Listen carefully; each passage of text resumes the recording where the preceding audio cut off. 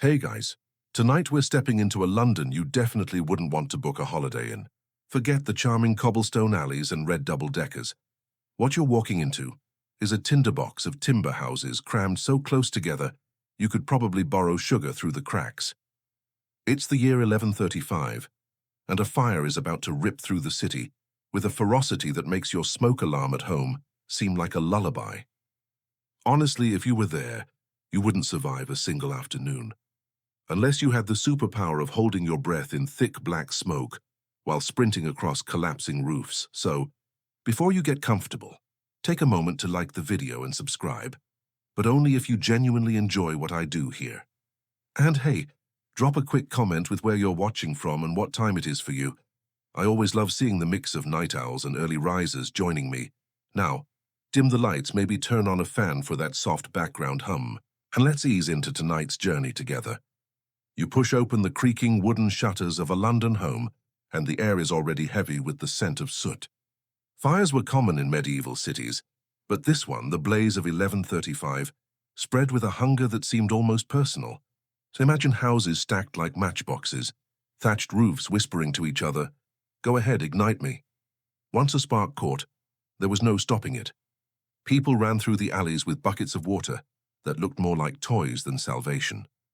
You hear the desperate clang of church bells, not calling the faithful to prayer, but warning that hell itself had arrived in the form of flames.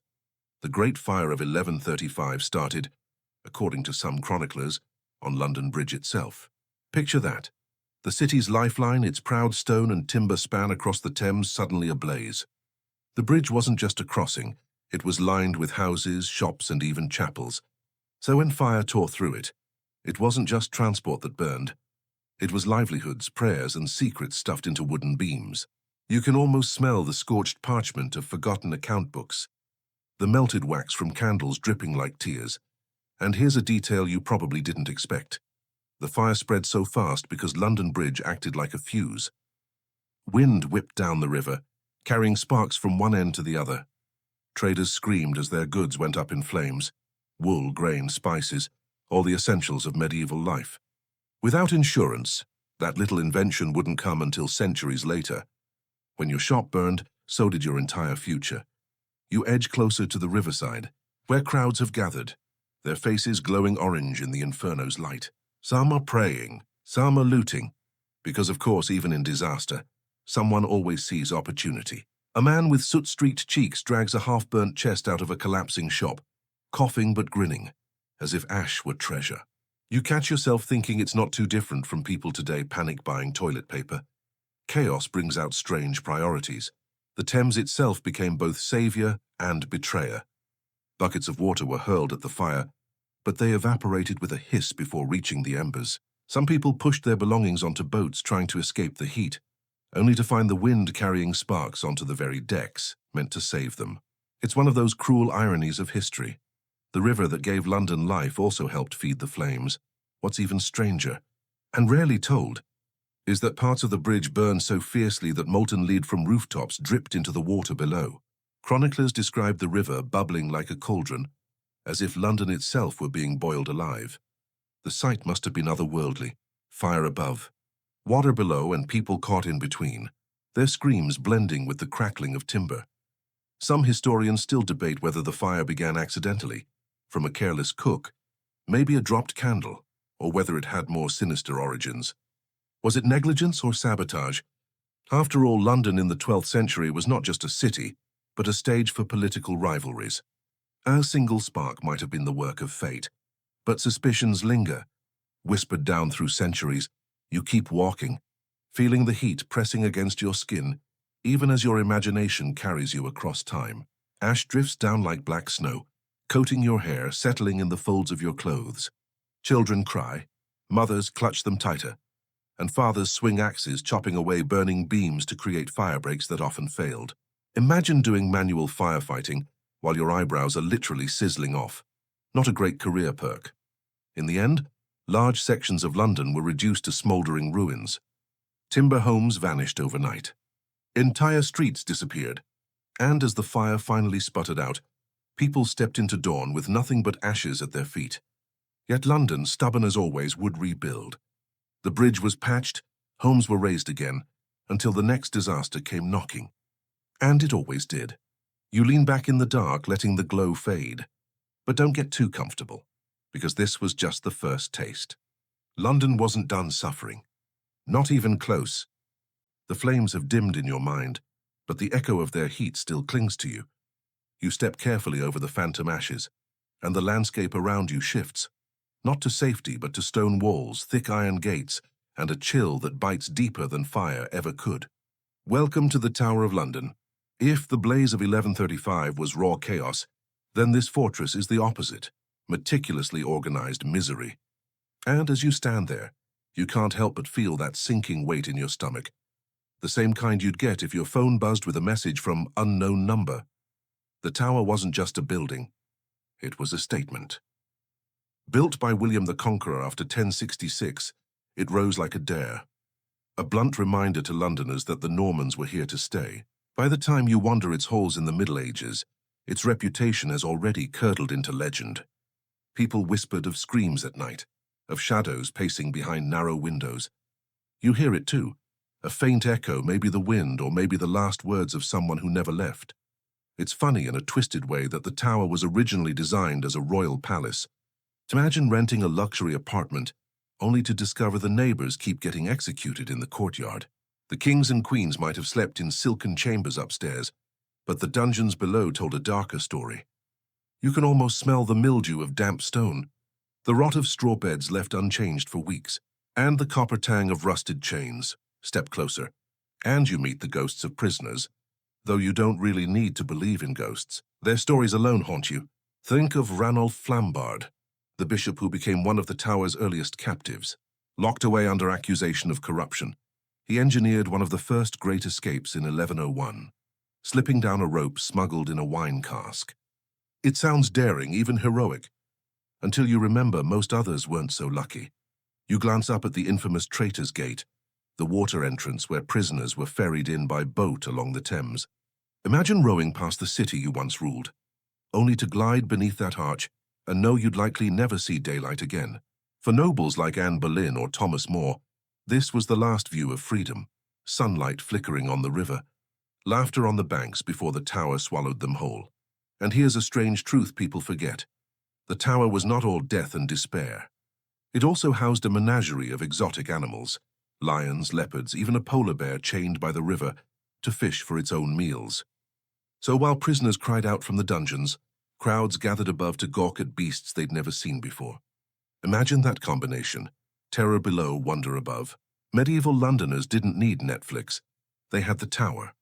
The executions themselves weren't always inside these walls. More often they happened nearby at Tower Hill. The crowd would gather like they were attending a festival, hawkers selling pies and beer as if decapitation were half-time entertainment. You stand there now hearing the murmur, the shifting feet, the drum-roll silence before an axe falls. Sometimes it took more than one swing, a fact that probably made everyone in the audience squirm in their boots. It's grim, but people came back again and again. Morbid curiosity is nothing new. You've probably scrolled through a headline or two that you wish you hadn't clicked. But the tower saved its most chilling moments for those rare indoor executions. Anne Boleyn, Henry VIII's ill-fated queen, met her end within the tower's walls. Accounts say she died with dignity, her final words soft and brave, though no less tragic. You can almost feel the cold stone under your knees as you kneel in her place, the hush of the crowd, the whisper of steel. Historians still argue about the fate of the princes in the tower, Edward V and his brother Richard, who vanished in 1483. Were they murdered by order of Richard III, or did they escape, fading into obscurity? The debate remains alive, and as you walk past the White Tower, you feel the tension still humming centuries later. The tower was a paradox, both palace and prison, both menagerie and morgue. People feared it, yes, but they also needed it, a symbol of royal authority, a storehouse of treasure, a fortress no invader could easily breach. And in the end, that contradiction became its power. It was never just about walls or chains. It was about the psychological weight, the reminder that your fate wasn't yours anymore once you crossed its gates. You linger a moment longer, brushing your fingers along the stone. It's rough, cold, and unyielding. No matter how many fires consumed London, No matter how many plagues swept through, the tower endured. It loomed, it waited, and it remembered. And as you step back into the night, leaving its shadows behind, you can't shake the feeling that it's still watching you, even now. The tower's stones fade from your fingertips, but the air doesn't grow lighter. Instead, it thickens, pressing against your lungs, heavy with hunger. You walk forward and suddenly the bustling noise of medieval London has dimmed into silence. No merchants calling prices, no laughter spilling from taverns. Just the hollow scrape of empty bowls and the soft groan of stomachs that haven't been filled for days. This is London in the grip of famine. The early 14th century brought one of the harshest spells of scarcity the city had ever known. You can almost feel the damp chill that settled in during those years. Rains that didn't stop, crops rotting in their fields, grain stores dwindling like sand slipping through an hourglass. The roads you wander are lined not with vendors showing off baskets of bread, but with gaunt figures wrapped in tattered cloaks, hands outstretched. You catch the scent of boiled weeds, of bark stripped from trees and simmered in desperate attempts at soup. And here's the grim humor of it all. Londoners still tried to keep their markets going. A loaf of bread could cost more than a week's wages, and some desperate souls still handed over coins for scraps no bigger than your palm. Imagine lining up for overpriced sourdough today and finding out the loaf is basically the size of a Pop-Tart. That's the level of absurdity hunger created. In moments like these, it wasn't just the poor who suffered. Even merchants and minor nobles felt the pinch. Grain shipments up the Thames were few and unreliable, and when they arrived, fights broke out on the docks. You hear it now, the roar of a crowd turning on itself, fists flying, the crack of wood as someone smashes a barrel, hoping to get at the precious kernels inside. What's less known, though, is how famine reshaped diets in ways that sound almost unbelievable. Chroniclers noted people grinding up beans, peas, even acorns, mixing them into coarse bread that could barely hold together. In some corners, old leather shoes were boiled until they softened into something chewable. A hot meal, yes, but more like eating your wardrobe. The famine didn't just gnaw at bellies, it gnawed at trust. Neighbors turned suspicious. Rumors spread that bakers were hoarding grain in secret cellars, waiting to drive prices higher. Mobs stormed bakeries, dragging flour-dusted men into the streets, demanding answers. A loaf of bread became not just food, but proof of justice. And here's a haunting thought: children were the most vulnerable. You see them huddled against walls, too tired even to cry. Parents begged outside churches, hoping charity might come in the form of a crust tossed from a wealthier hand. Sometimes it did, sometimes it didn't. Clergymen preached patience, but patience doesn't fill a hollow stomach. There were those who sought scapegoats too. Foreign traders, Jewish communities, even witches. Anyone could be blamed for the skies refusing to clear. It's a pattern as old as time. When disaster strikes, humans look for someone to punish. And London in famine was no different. Historians still debate the exact toll of those hungry years. Was it thousands dead? Tens of thousands? The records blur, but the scars remain in the chronicles, lines etched with sorrow, ink pressed darker as if the writer's own hand shook with weakness. As you walk through these streets of hunger, you notice something else: silence. There are fewer dogs barking, fewer cats prowling. Some were eaten, others simply vanished. Even the river seems subdued, its tide carrying no abundance, only the faint stink of desperation. But amid all this, a few sparks of resilience flicker. People formed soup kitchens, neighbors pooling what little they had. Small churches opened their doors, offering thin pottage but also a place to rest. You sit for a moment in one of these makeshift halls, and though the broth tastes mostly of boiled water, the warmth of human company softens the edge of despair. Still, the famine lingers, dragging on for years. London's population thins, not just from hunger but from disease that follows close behind. Malnutrition weakens bodies, making them easy prey for fevers and infections. You can almost feel the cough in your own chest as you breathe in the damp, cold air, and yet somehow the city doesn't collapse entirely. People adapt. They survive. They scrape by, one spoonful at a time, waiting for the day the rains stop. The fields yield again, and bread becomes more than a dream. As you step back into the night, leaving behind hollow eyes and brittle hope, you realize this was just a shadow of what was to come. If famine starved the city, plague would choke it. and the memory of hunger would seem almost merciful by comparison. You carry the taste of thin broth on your tongue as the air around you turns metallic and still, like a room that's been shut too long. The streets narrow, the sky feels lower, and a bell tolls from somewhere you can't see. You've heard this note before, but now it rings slower, heavier, as if the city itself is exhaling for the last time. You follow the sound and find it leading you through lanes where shutters are latched even at midday, where the chatter of sellers has slipped underground. People don't make eye contact. They step wide arcs around one another, as if every breath might be a knife. You don't know it yet, but you are walking into the summer of 1348, and London is about to learn a new word for fear. You feel it first as a smell. Sour sweat trapped under wool, vinegar splashed in doorways, a sharp, resinous tang of herbs crushed in someone's palm. Women clutch posies against their noses, not because the flowers are sweet, but because the air feels wrong. A raker trundles his cart past you, and you notice he isn't hauling refuse. The shapes beneath the tarp are too still, too carefully arranged, and the flies are too interested. He tips his cap without meeting your eyes. You step backward and almost bump into a boy chalking a cross on a door. He draws it with slow precision, lips moving around a prayer he's already repeated too many times to believe. News arrived before the disease did. Whispers from the coast. A rumor of a ship where half the crew had died at sea. Of a town that stopped keeping count because numbers just made the terror tidy. London, practical even in panic, tried to keep working. Guilds still set prices. Courts still called cases. Taverns still poured ale. But beneath the everyday clatter, a rhythm changes. More bells, more carts, more doors sealed from the outside with a mark and a muttered warning. You pass a baker's stall and see the loaves resting in neat rows, but no one reaches for them. Hunger has learned to wait. Fear arrives first in line. The disease doesn't approach politely. It takes shortcuts. A cough in an alley drifts through a lattice window. A flea hitches a ride in a fold of cloak. A rat scuttles from cellar to cellar, untroubled by curfew.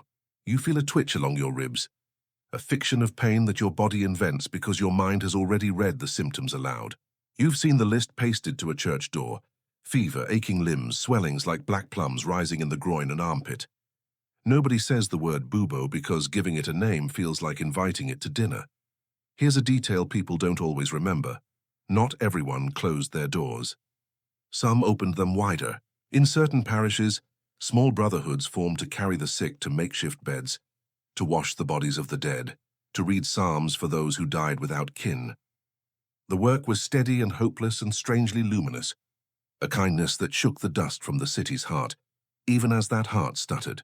You sit with them for a moment, a ladle warm in your hand, steam fogging your lashes, the thin soup trembling like a frightened animal. You realize you're holding your breath again. You let it go and the room breathes with you. Out in the streets, the city tries remedies with the confident stubbornness of a patient who insists their favorite tea fixes everything. Herbs burn in pans until the smoke claws your throat. Vinegar is splashed, onions sliced and hung, doors limed, floors sanded. A man hawks charms threaded with little tin saints. He demonstrates how to wear them so they jingle. Apparently the disease hates good music. You allow yourself a smirk that you quickly hide. It's not that different from someone today insisting on a miracle detox because they read 2 paragraphs on the internet. People cope by clinging to the small lever they can still pull. Yet here's the part that pricks your scalp. Churches, which should be busy, echo. Priests are sick or gone. Burials multiply and the old graveyards bulge. New pits are dug, broad, deep and hurried. Cartwheels cut grooves into the road leading to them. Grooves that will outlast the season. You stand at the lip of one such pit, the soil raw and gleaming. A clerk in a wrinkled surcoat writes names until the names become too many, and he starts writing numbers. Then eventually he just stops writing. The city's sound palette shifts. Fewer songs from taverns, more cautions from doorways. Fewer market cries, more muffled sobs. Always, always the bells. Men who ring them for a living complain of blisters and, yes, raise their fees. Death's ledger keeps its own economy. You catch yourself thinking that if you ever hear silence again, you'll treasure it. Then a cockerel crows somewhere, oblivious, bossy, and the absurdity snags a laugh out of your throat you don't recognize. Humor arrives like a thief, stealing a coin of relief before guilt notices. There's a lesser-known practice that surfaces now: fumigation by sound. Processions circle parishes with clanging metals and booming drums, the theory being that loud noises break up the bad air. People lean out of windows to bang pots and pans, and for an hour the city sounds like a kitchen revolt. It doesn't help, not really, except that for those minutes everyone is doing something together. There's a relief in synchronized nonsense, like the medieval version of a viral dance challenge, except sweatier and with more existential dread. You drift toward the river, because you always do. The Thames is slower, more sullen, as if the water has learned caution. Boats still move, but lighter. Fewer barrels, fewer passengers. Ferrymen wipe their hands on their tunics every few minutes, as though fear is a stain that can be rubbed out. On the far bank, smoke rises from Southwark. Not the celebratory smoke of grilling meat, but the flat, workmanlike smoke of burning straw and clothing. Someone decided fire could clean the world. It doesn't. It just makes the horizon look tired. In a narrow lane, you witness a moment so ordinary it feels miraculous. A woman trimming the hair of a man seated on a stool. He closes his eyes as if he's in church. A child watches from the doorway. The scissors whisper their neat little threats, snipping away the weeks that grew like weeds while no one looked. It occurs to you that civilization is sometimes nothing more glorious than grooming and groceries continuing, even when the air suggests you should flee. You send up a small, ridiculous prayer for barbers. Still, the city's order buckles. Apprentices vanish from their benches. Some masters, too. Wills are written at speed, and witnessed with more hope than rigor. You pass a parchment where the ink smears, because hands shake. Property changes hands so often, the ledger starts to look like a party game. Prices hiccup, then lurch. A good cloak costs less because no one wants to try it on. A coffin costs more because, well, demand. The math is indecent and everyone does it anyway. Historians still debate how the plague first threaded itself into London's fabric, you hear someone say, in a calm, dry tone inside your head, the kind that belongs to people who can spread maps on a desk and not tremble. Was it a sailor's cough in a riverside tavern? A bale of flea-salted wool unloaded at dawn? Rats swarming invisibly through dockside cellars? The truth refuses to sign its name, and perhaps that's a mercy. Blame feels like a tool. Uncertainty like a mirror. By Michaelmas, the city knows the look of it. The black swellings, the fever that bakes reason into delirium, the way strong men fold as neatly as parchment. You visit a house where someone has spread crushed rose petals on the floor to sweeten the air.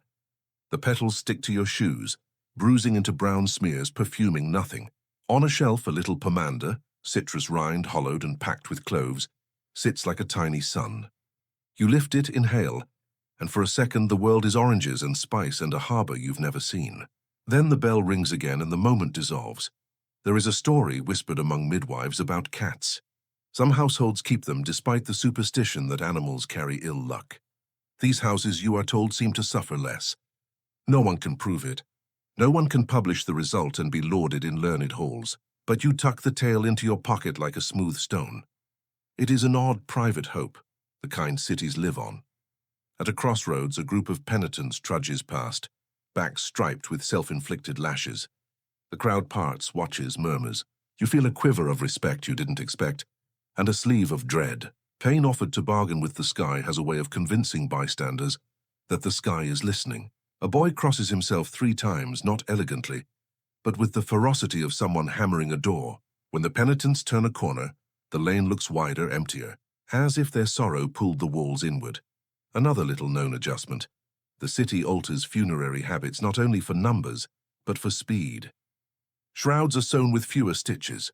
Prayers are shortened, then shortened again. Sometimes a psalm is begun at one pit and finished at another. A clerk invents a system of tally marks for the dead of his parish, just a row of fence-like scratches along the edge of a page. Months later, someone will see that page and mistake it for a doodle. You have kept count without admitting it. The bargains you make in your head have shifted. Before, if I keep my distance, I'll be fine. Then, if I wash my hands in vinegar, I'll be fine. Now, if I don't think about it too hard, maybe it won't see me. Superstition is a cloak. You pull it tighter, even as you laugh at yourself. You remember the fire's heat, the tower's chill, the famine's hollow. Each taught a lesson in endurance. This one teaches you a lesson in humility. The city is not the master of its breath. On a damp evening, you find yourself in a church where someone has lit too many candles. The air is sere. The bells of plague still throb faintly in your ears when the sound shifts, heavier, slower, more muffled, like something being dragged rather than wrung. You turn toward the Thames, because that's always where London's pulse gathers, and this time the river doesn't smell of trade or fish or even smoke. It smells of rot, as though the water itself has swallowed too much death and can't hide it anymore. You step onto the muddy banks and realize you're standing on the edge of what people whispered as the river of corpses. In the thickest months of the Black Death, the city simply ran out of places to put its dead. Churchyards overflowed, plague pits filled faster than diggers could work, and still the bells called for more burials. So carts rumbled to the water instead, tipped their burdens and let the Thames carry the bodies downstream like driftwood. You close your eyes and hear it, the splash, the brief silence, then the soft bump of one form against another. London's great river became an open grave, a strange detail you won't find in every chronicle. Boatmen began refusing to row at night. They said the current whispered, that pale faces floated up like lanterns just under the surface. Some swore the dead drifted back upstream, crowding the banks they'd left, as if London's sorrow was too heavy for the tide to pull away.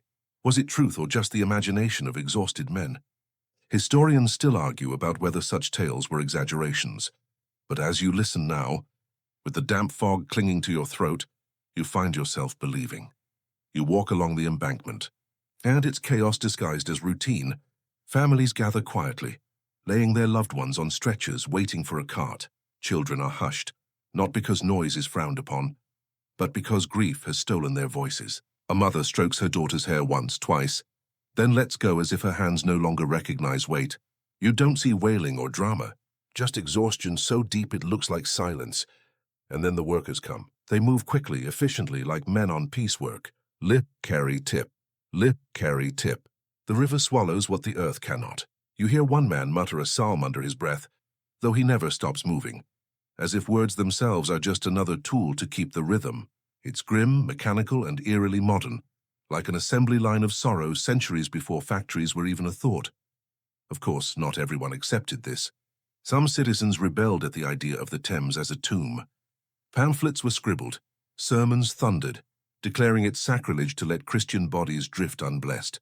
And yet necessity pressed harder than theology. Priests were too few, graves too shallow, time too short. It was survival math, and survival math has no patience for purity. You pause near the old bridge and the view is almost unbearable. Houses built along the bridge itself lean outward, as though trying to turn their faces from the water below. Their shutters are nailed, their chimneys cold.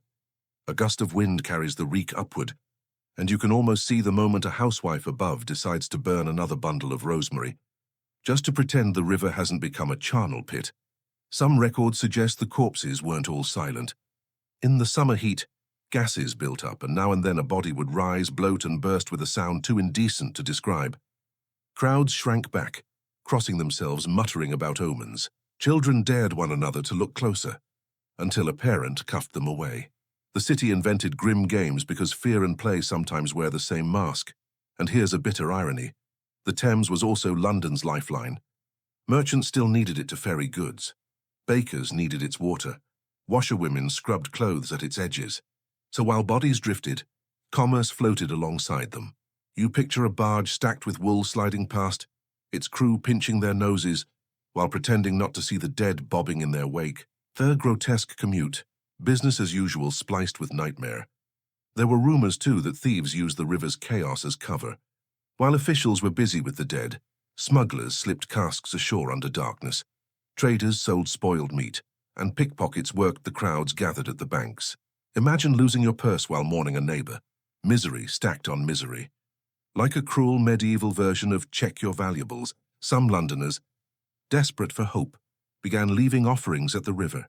Coins tossed in, sprigs of lavender, even handwritten pleas folded in wax, as if the Thames were both grave and God, capable of carrying messages upstream to heaven. You see the ripples take a scrap of parchment, sink it slowly, and wonder what prayer it held. Perhaps simply, enough. What few mention is the long echo. Even after the plague ebbed, people avoided the banks at dusk, claiming the air was too heavy, the mist too thick. Children were warned not to play near the water, not because of drowning, but because of what else might reach from the depths. The river healed, yes, but it never quite forgot. Neither did the city. You stand there a little longer listening to the current slap against stone, watching the moon try to silver a surface too dark for reflection.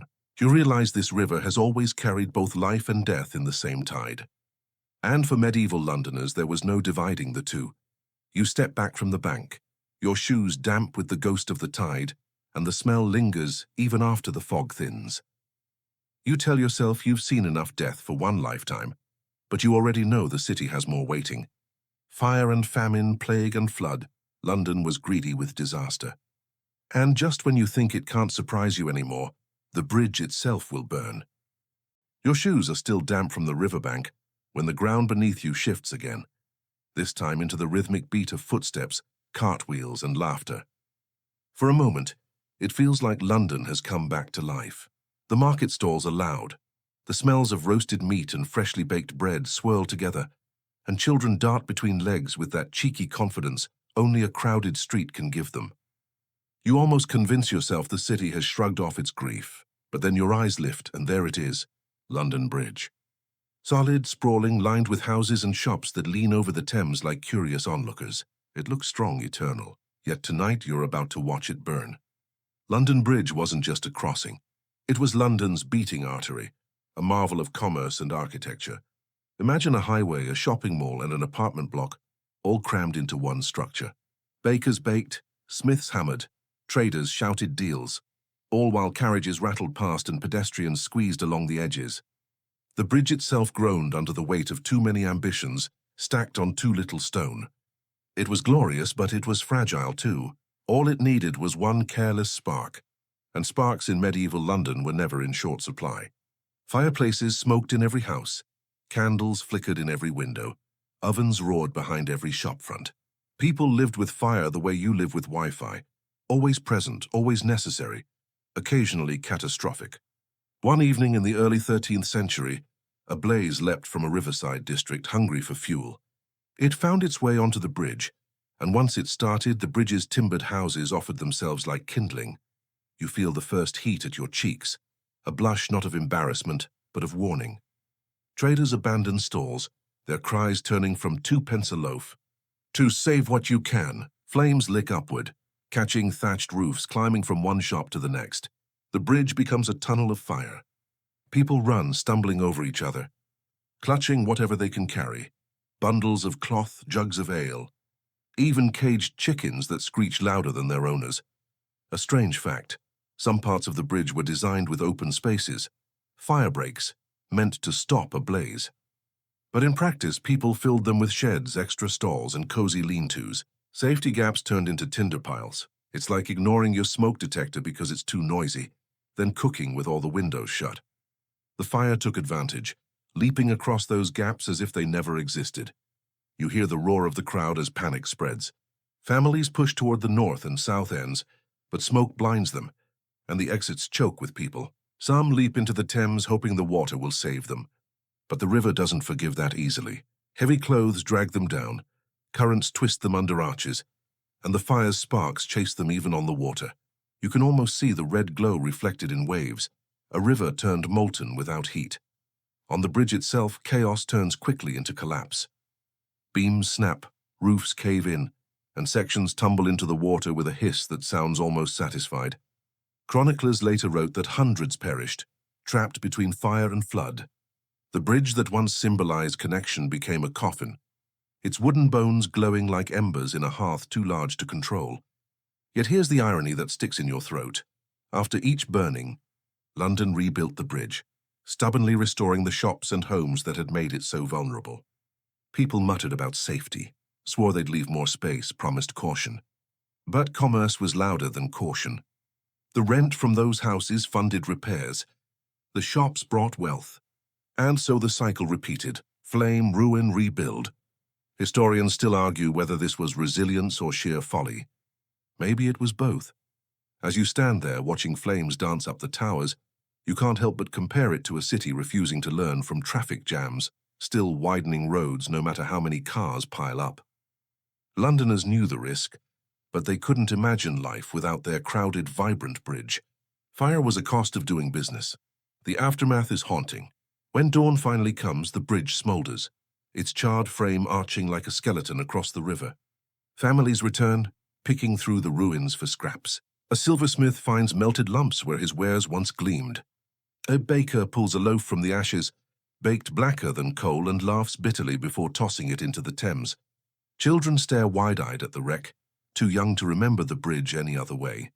And yet, before long, carpenters arrive, masons stack stone, and hammer blows echo across the river. The bridge is scarred but not gone. London refuses to surrender its spine, even if that spine keeps catching fire. The city learns nothing and everything all at once, because rebuilding is as much about denial as it is about hope. You step back from the ruins, ash clinging to your boots, the smell of smoke still scratching your throat. Behind you, the city is already talking of repairs, of reopening stalls, of life continuing. Ahead, darker storms gather, because London has never been content with one disaster at a time. Hunger, fury, revolt, they're waiting just beyond the bend. The smoke of the bridge hasn't yet cleared from your lungs when a new sound rises. A restless murmur, low at first, then swelling into a roar. It's not fire this time, not plague, not hunger gnawing in silence. It's voices, angry voices, thousands of them beating against the air like drums. You turn into a broad road, and you realize you're no longer just an observer. You're in the middle of a rising tide. The year is 1381, and the peasants have had enough. They come from Kent, Essex, and beyond, marching toward London with rough staffs in their hands and sharper words on their tongues. Men who tilled fields, women who hauled water, children with more blisters than toys, they've all decided to carry their fury straight into the capital. And their fury has a name, revolt. The reasons are thick as the dust under their feet. Taxes piled higher and higher to fund endless wars with France. Lords demanding more work for less pay. A poll tax that ground the poor while the rich slipped through loopholes. You can almost taste the bitterness in the air, like old ale left too long in the barrel. This isn't quiet resentment anymore. It's rage distilled. As they approach London, you feel the city tremble. Gates that usually clang shut against invaders creak open. Some guards join the rebels outright. Others simply vanish. Inside the walls, merchants bar their shops. Nobles retreat into halls, and the common folk lean out of windows to cheer. For once, the city belongs not to kings or bishops, but to the many-headed crowd that has decided to stop bowing. The march surges across London Bridge, the same bridge you just saw in flames, now crowded with shouting, sweating bodies. Imagine the creak of wood under so many boots, the banners raised high with crude symbols painted in charcoal. You hear their voices chanting, "Down with the lords! Down with the lawyers!" Each word lands heavy, not polished like a sermon, but raw like a hammer blow. And here's something you may not know. The rebels didn't come to destroy everything. At least not at first. They wanted reform, a fairer hand, recognition that their lives mattered beyond their taxes. But anger is a beast that doesn't walk on a leash. Soon they're storming the Savoy Palace, home of John of Gaunt, the king's uncle and target of their hatred. You stand in the courtyard as torches arc through the air, flames licking tapestries, jewels snatched from chests. The rebels find barrels of wine and smash them open, flooding the halls until even the gutters run red and sticky. Some drink, some burn, some laugh with smoke-streaked teeth. Yet the strangest part of the Savoy's destruction, the rebels refuse to steal the treasures for themselves. Chroniclers describe how looted silver was thrown into the flames, as if they wanted to punish wealth itself, rather than enjoy it. It's both noble and terrifying, vengeance stripped of practicality. You watch a man toss a golden goblet into the fire, his grin wide, his eyes wild. It's justice in his mind, and justice burns brighter than gold. But justice soon spills into blood. The rebels drag officials from their hiding places, shouting accusations, delivering rough verdicts. Lawyers, tax collectors, and even clerks are cut down in the streets. Heads roll, literally, hoisted on pikes and paraded through the city. Children cheer as if at a festival, while mothers clutch them tighter, unsure whether to laugh or weep. London has become a stage, and the performance is terror. And then there's the king. Richard II, barely 14 years old, peers out at a city on fire with its own people. Imagine being a teenager, and suddenly every pair of eyes demands you fix centuries of injustice. He rides out to meet them, gilded and pale, promising reforms, promising mercy. For a moment, the crowd listens. For a moment, the air trembles with the possibility of peace. But peace has a short half-life. At Smithfield, tension cracks. Rebel leader Wat Tyler rides forward, bold, demanding guarantees. Words are exchanged, sharp as daggers. Then confusion. A sword flashes, Tyler falls, and the crowd gasps. For one breath, silence. Then chaos. Here's a curious truth. That silence, that one pause, saved the crown. Richard II rode into the space, shouting, "I am your captain now." Somehow, impossibly, the crowd hesitated. A boy king commanding rebels older and stronger than him, holding their rage by sheer audacity. Some melted away, others simmered. But the moment broke the revolt's spine. Soon the promises faded, the leaders were hunted, and London returned to its uneasy order. Historians still debate whether Richard's bravery was genuine or simply reckless youth. Was he a hero in that instant or just lucky? The argument rattles through history, unresolved, like footsteps echoing off the tower's walls. But standing here, feeling the tension in the crowd, you sense how thin the thread of fate really was. A different word, a different strike, and London might have rewritten its destiny entirely. The revolt fades, but its echoes linger. You walk through the streets afterward, past scorched palaces and splintered doors. Ash crunches underfoot, mingling with blood darkened in the cracks. The smell of smoke still clings to the air, but beneath it lies something else. The sharp tang of anger, unsatisfied. Because though the revolt was crushed, the grievances remained. And sooner or later, fire always finds its way back. You exhale, steadying yourself. London has shown you its hunger, its sickness, its flames, and now its fury. And yet somehow you feel the worst is still ahead. Because when the city grows tired of open revolt, it finds subtler, darker ways to entertain itself, ways that drip with spectacle and cruelty. The smoke of rebellion still lingers in your hair when the city reveals its next obsession. Not fire, not famine, not plague, but something colder, tidier, almost theatrical. You hear the swell of a crowd again, but this time it isn't for revolt. It's for a show. You follow the noise and find yourself in an open square where the people of London have gathered, not to trade or to pray, but to watch someone die. Public execution was the city's strangest form of entertainment. Forget minstrels or mystery plays. This was drama with blood for ink. Families jostled for space, hawkers sold pies and ale, and children perched on shoulders to see better. Imagine a carnival where the main attraction was a man's last breath. The stage was simple, a scaffold of wood, an axe gleaming in the sun, or a rope dangling like a snake waiting to strike. The condemned is led forward, shuffling under guard. You notice how quiet it gets at that moment. For all the chatter, the jeers, the drunk laughter, when the prisoner appears, silence falls like a curtain. Everyone leans in, holding their breath. It's morbid curiosity wrapped in ritual. You can almost hear hearts beating in sync, waiting for the drama to begin. And here's the odd part. Executions were meant to be lessons. They weren't just punishment. They were theater with a moral. A grim sermon without the hymns. The city told itself this was justice on display, a warning that kept society in order. But looking around, you can't help noticing the smirks, the cheers, the vendors crying, "Hot chestnuts! Get them while they last." Justice and profit side by side. It feels less like law and more like spectacle. You've probably heard of the famous traitors who lost their heads here. Men like Thomas More, women like Anne Askew. But what doesn't always make the chronicles are the ordinary criminals. Pickpockets, forgers, petty thieves, people whose names never made it into textbooks, were executed in front of crowds who treated their deaths like background noise. A child might be scolded for fidgeting during a hanging, as if misbehaving at church, and the executioners themselves. They were celebrities of a sort, both feared and mocked. Too quick with the axe and people accused them of mercy. Too slow and the crowd jeered as if booing a bad actor. There's a story of one botched beheading where it took 3 swings to finish the job. The audience groaned, then laughed nervously, then tossed insults like rotten fruit. Execution wasn't just punishment, it was performance. And the audience demanded a good show. A curious fact. Sometimes the condemned gave speeches before their deaths, a last chance to proclaim innocence or confess sins. Some begged forgiveness, others cursed their judges, a few even cracked jokes. Chroniclers record one man who, before being hanged, declared he hoped the rope was strong, because he'd hate to fall and embarrass himself. The crowd roared, delighted. Even at the gallows, humor had its place.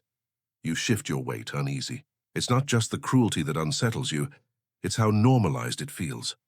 Parents hand their children bread as if saying, "Here, eat while we watch."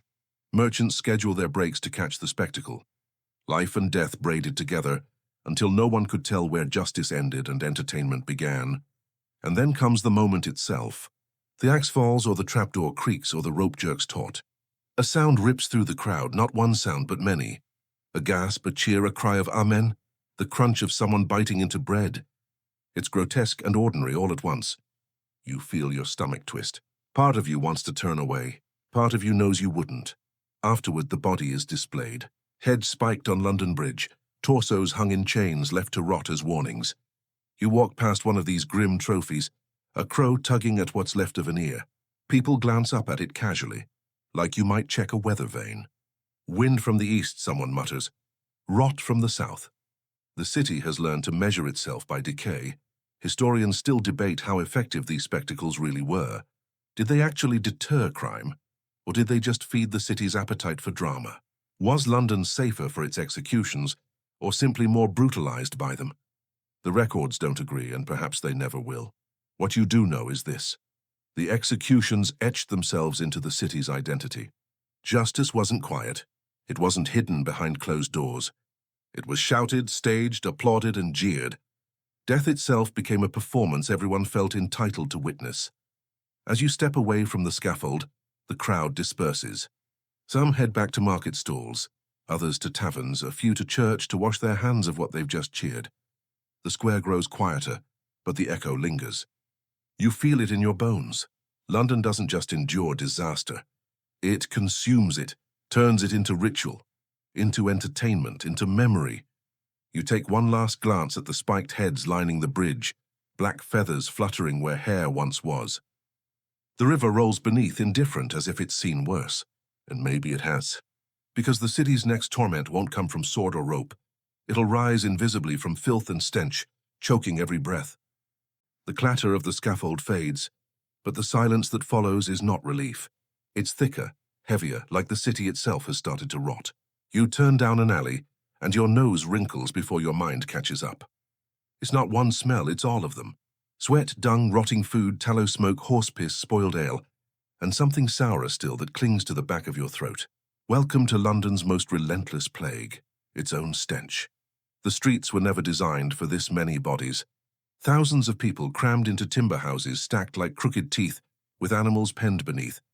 Refuse tossed into gutters, and chamber pots emptied from windows. You hear the splash before you see it. Someone shouting "Gardyloo." Too late as a bucket of waste rains down into the lane. A man curses, wiping at his cloak with a rag already brown with older stains. You step back, but not fast enough. Your shoes squelch, and the smell sticks like tar. This is the Great Stink, though not the Victorian crisis you might know. It's a medieval one. Centuries earlier, when filth piled faster than anyone could clear it. Carts overloaded with refuse rumble toward the Thames, spilling more than they carry. The river doesn't complain. It simply swallows, churning into a stew of slime, dead dogs, and kitchen scraps. You stand at the banks and feel the breeze carry it straight into your lungs. It's a fragrance no candle can mask. And here's a detail that feels almost like a bad joke. Some butchers dumped entrails straight into the street outside their shops. Imagine walking past with your basket, trying not to slip on a pig's liver. The city had rakers, men paid to shovel muck into carts. But they were too few, too late, and usually too drunk. Whole lanes became miniature swamps of slime. You pick your way along a board someone's laid across the filth, balancing like a tightrope walker, just to reach the baker's stall. Of course, people tried remedies. Herbs were stuffed into nosegays, vinegar sprinkled on floors, incense burned in churches until the smoke made eyes water more than the smell. Women carried pomanders, little balls of perfume dangling from chains at their waists. A few even believed that the smell itself, being so strong, must fight disease by overpowering it. You laugh under your breath at the logic. Yes, this stench is unbearable, therefore it must be good for me. The medieval version of drinking celery juice because your cousin swears by it. But the truth was darker. The stink wasn't just unpleasant, it was dangerous. Disease swam in those gutters, carried by flies, rats, and the very air itself. People whispered about miasmas, bad airs that seeped into your lungs, corrupting your humors. You pass a row of houses marked with chalk crosses, not for plague this time, but for fevers thought to be born from the river's breath. Even the bells sound reluctant, tolling as if muffled by the smell. Here's an odd fact: fishmongers in Billingsgate Market used to hack off unwanted heads and guts, leaving them in heaps that steamed in the sun. The city finally ordered them to cart the mess away, but to where? Usually to open fields just outside the walls, where the wind helpfully blew the odor back in. London essentially outsourced its stink to itself, and it wasn't just food. Tanneries reeked of urine used to soften hides. Dye houses poured chemical brews into drains. Brewers dumped spoiled mash by the barrel. Each trade added its own note to the symphony of stink. You sniff and catch a whiff of ammonia sharp enough to sting your eyes, then another wave of sweetness that turns your stomach, like sugar left to rot in the rain. Not all Londoners complained.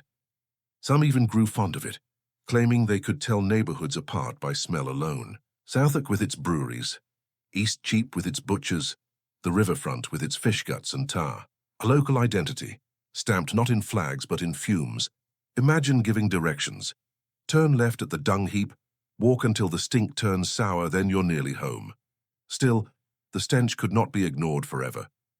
When royal processions passed through, orders went out to rake and sweep the main streets, to hang garlands of flowers, to splash buckets of water scented with herbs. For a day or two the air lightened, but the muck didn't disappear. It just waited in side alleys, patient as ever. Historians still debate how much the stink itself shaped London's health crises. Was it the smell or the filth behind it that bred disease? Was miasma theory nonsense? Or did it at least get one thing right, that the air was poisoned? No single answer, just centuries of wheezing and coughing to prove the point. You step into Cheapside and the odor hits you hardest yet, a blend of horse dung, spoiled vegetables, and human waste, all warmed by the midday sun. Your eyes water, your throat closes. A woman nearby dabs her nose with a sachet of lavender, muttering, "Better this than nothing." She's probably right. You press your sleeve against your face and keep walking, though the fabric does nothing but remind you how foul it's become. And then, amid the stench, you notice something unsettling. Life goes on. Merchants haggle, children chase hoops, priests preach from pulpits. The stink is omnipresent, yes, but it has become the backdrop, the wallpaper of their lives. People no longer smell it, or rather they smell it always, so it becomes normal. That perhaps is the greatest horror, not the filth itself, but the way the city learned to live with it. As you finally step away, lungs aching for clean air that won't come, you realize this stink is more than a smell. It's a mirror of the city's soul, overflowing, chaotic, unwilling to pause even as it poisons itself. London may have survived fire, famine, and revolt, but it's drowning every day in its own refuse. And you know the next great disaster is only a spark away. You try to clear your throat of the stench, but the relief doesn't come. Instead, the air thickens again, hotter this time, sharp as if every lungful has been laced with ash. The noise of the market fades into the crackle of timber, the shouts of panic and the low booming hunger of fire. You turn toward the Thames, but the river does not offer escape tonight. It only carries the glow. This is the summer of 1212, and London is burning again.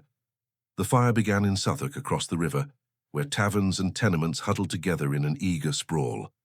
Maybe it was a careless spark from a kitchen hearth, maybe a candle left too close to straw. Fires were part of London life. You expect small blazes, not catastrophe. But this one grew fast, greedy. It leapt from roof to roof, as if the city had been marinated in kindling. And the unlucky truth, it had London Bridge was the perfect trap. It was the artery of the city, lined with houses and shops built tightly along its span. When fire hit the southern end, people fled north. When another blaze began at the northern end almost simultaneously, panic tightened into terror. Men, women, children, carts, and animals all surged toward the middle. The bridge groaned under their weight. You feel the press of bodies. Shoulders to shoulders, no room to breathe. And above you the roof beams of houses already sparking. A curious, terrible fact. Chronicles say thousands died not from flames, but from drowning. Hemmed in by fire on both ends, people leapt into the Thames. Some were dragged under by their heavy woolen clothes, others by the crush of those who followed. The river that promised escape swallowed them instead. Eyewitnesses swore the water itself seemed to boil, churned by bodies thrashing in desperation. You lean over the parapet and swear you can hear them still. The splashes, the screams, the final gurgles, as the river claimed its share. Meanwhile, on the bridge, chaos reigned. Stalls overturned, coins spilled, chickens flapped in madness, their wings already singed. A father tried to shield his children with a wet cloak, but the heat dried it in seconds, leaving them bare to the flames. Mothers screamed names lost in the roar, and overhead sparks rained like fiery snow, stinging your scalp, biting at your clothes. The numbers are staggering. Some accounts claim 3,000 dead, though historians still argue about whether that figure was exaggerated. Even if it was half, even if it was a quarter, the horror is hard to comprehend. Imagine a sports stadium emptying, only for every soul inside to be crushed or burned. That was the bridge in 1212. A mass of humanity trapped in its own lifeline. Londoners tried to fight the flames, of course. Buckets of water were hurled, firebreaks chopped with axes, but the bridge itself betrayed them. Its timber supports were fuel, its crowded houses chimney stacks for the blaze. Even stone could not save it. The heat-cracked walls, blackened arches, turned iron nails into glowing embers. You press your palm to the railing now, and it feels alive, pulsing with heat like a beast beneath your skin. What's stranger still is how quickly rumor twisted into myth. Some whispered that the fire was divine punishment, a cleansing of sin for the city's arrogance. Others swore it was sabotage, enemies striking at London's pride. A few even claimed they saw angels in the flames. Whether protectors or executioners, no one agreed. The disaster became a canvas for fear, each person painting their own meaning on the smoke. When dawn broke, the wreck was ghastly. The bridge stood charred, half collapsed, its shops gutted, its stones stained with soot. The riverbank below was littered with bodies, bloated and pale. Survivors wandered in shock, hair singed, faces black with soot, muttering about lost kin. And yet, amid the ruin, carpenters and masons already gathered, assessing, measuring, planning. London never paused long enough to mourn properly. It only rebuilt as if sheer stubbornness could erase grief, but the scars lingered. Families left homeless, huddled in makeshift shelters. Trade faltered, because who wanted to cross a bridge still reeking of death? Pilgrims avoided the route, taverns closed their doors, and for a time the heart of London seemed hollow. The fire had not only consumed lives and homes, it had burned away trust in the bridge itself, the very symbol of connection. Historians today still wrestle with the scale of the disaster. Was it truly 3,000 dead or fewer? Was the blaze purely accidental, or something more sinister? The records are fragmented, as if even the scribes couldn't bear to pin the horror down in neat lines of ink. But you don't need numbers to feel it. You're standing in the middle of the bridge, surrounded by smoke, the air full of ash that tastes like regret. And here's the cruelest thought: this wouldn't be the last time London burned. The city seemed to have a pact with fire, a recurring relationship that never quite ended. Each blaze taught lessons, and each lesson was forgotten until the next spark. It's almost funny in a grim way, like someone who swears off strong drink after a hangover, only to stumble home drunk again a week later. London promised to do better, but the flames always came back. You take one last look at the charred bridge, its arches spanning a river that reflects nothing but smoke. You hear the moans of survivors, the sobs of widows, the creak of timbers giving way. And in your chest you feel it, the weight of a city that keeps rising from its own ashes, even when the ashes are still warm. You turn away, your throat raw, your eyes stinging. Behind you the fire dies, but ahead more shadows gather. Because disaster here isn't a single chapter, it's the whole book, and London still has many pages to turn. You leave the charred span of the bridge and follow the flow of feet inland, where stone appears to promise steadiness. The streets widen, stalls thin out, and the noise gathers into a single official hum. Quills scratching, seals pressing, voices trained to sound important, even when saying very little. You've reached the Guildhall, London's civic heart. If the tower is fear and the bridge is commerce, this place is confidence. The city speaking in its own name, gowned and gavelled. You step into the square and feel that confidence ripple under your shoes like a drumhead, tight, resonant, and as you're about to learn, very easy to split inside. The air is cooler, smelling of wax, vellum, and a faint, old wine that has climbed into the timbers and stayed. The hall is packed. Aldermen sit with hands folded like book clasps, Liverymen in their bright hoods crowd the benches. Apprentices crane from doorways for a glimpse of ceremony. You can taste the anticipation. Fines to be levied, disputes to be weighed, pageants to be planned. This is the place where bakers' loaves are measured, fishmongers' scales checked, and civic pride rehearsed until it knows its lines. You tell yourself you're safe here, because the ceiling is high and the walls are thick. Your lungs begin to settle. Then the rafters talk. It happens the way all bad news happens, quietly at first. A creak like an old man clearing his throat. A sprinkle of dust. The soft hiss of grit landing on velvet hoods. Heads tilt upward in the same moment. An orchestra of chins, and someone laughs too loudly, as if to stuff the sound back into silence. A clerk raises his voice to read a proclamation, and the timber above answers with a second, longer groan.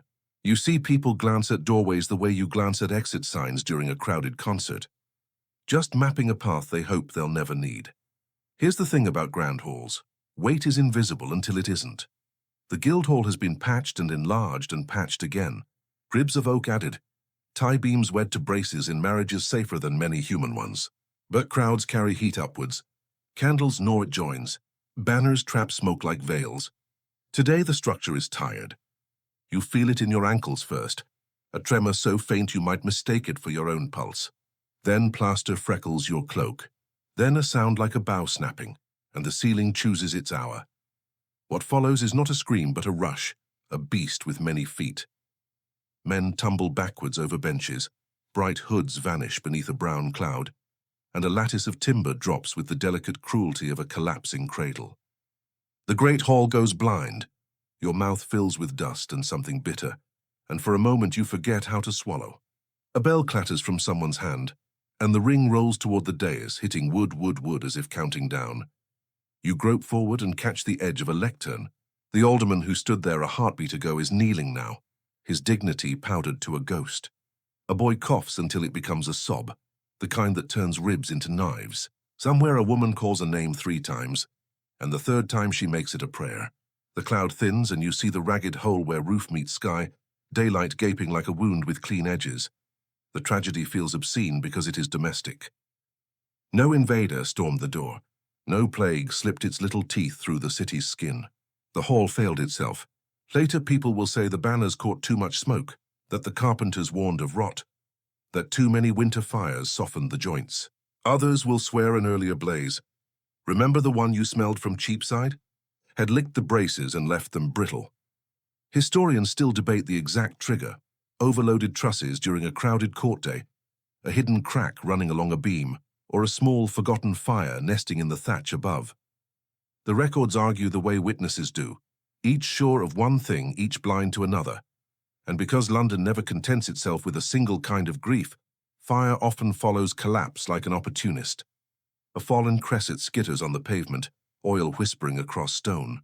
Someone stamps it out with a heel. Someone else slips, grabs a tapestry, and pulls it down in a gulp of sparks. The hall's proud pageantry becomes excellent fuel. Painted cloth, garlands dry as parchment, benches polished with generations of sleeves. You watch officials, men who write laws, not swing axes, form a bucket chain with the quick choreography of panic. They pass water hand to hand, faces dripping, robes hitched, each splash an argument against catastrophe. It almost works. It never quite does. Outside, the square becomes an infirmary. The injured sit with blank, polite shock, as if late to a meeting they can't reschedule. A brewer's guildsman holds a split scalp together with his cap and assures his neighbor he is quite all right, quite, because insisting you're fine is a medieval and modern hobby. A liveryman picks splinters the size of needles from another's palm and jokes that at least the carpenters will have work. You smile despite yourself. That's one. The first of 3 jokes your night earns you, and it lands like a cough that heals a fraction. There's a lesser-known truth about the Guildhall. Under all this civic thunder lives a cellar world, cool as a chapel. Crypts coil beneath the floor, storage for wines, for records, for whatever the city prefers to keep both close and unseen. In plague seasons, the crypts became emergency storehouses for shrouds and quicklime. In famine, a guarded cache for grain. Today, in the wake of the collapse, people slip down into those underrooms to fetch ropes, to stack salvaged rolls of parchment, to count how much of the archive still breathes. You follow them by feel, your palm on damp stone, and find rows of barrels calm in the half-light, as if posterity were just another vintage waiting its year. When you surface, the air has cleared to a manageable bruise. The upper frame is fractured, but the walls still hold. A surveyor runs a hand along a crack and nods, the way surgeons nod when they decide a limb can be saved. Decisions flower quickly. The next court will move to the mercer's hall. The roof must be shored with scaffolds.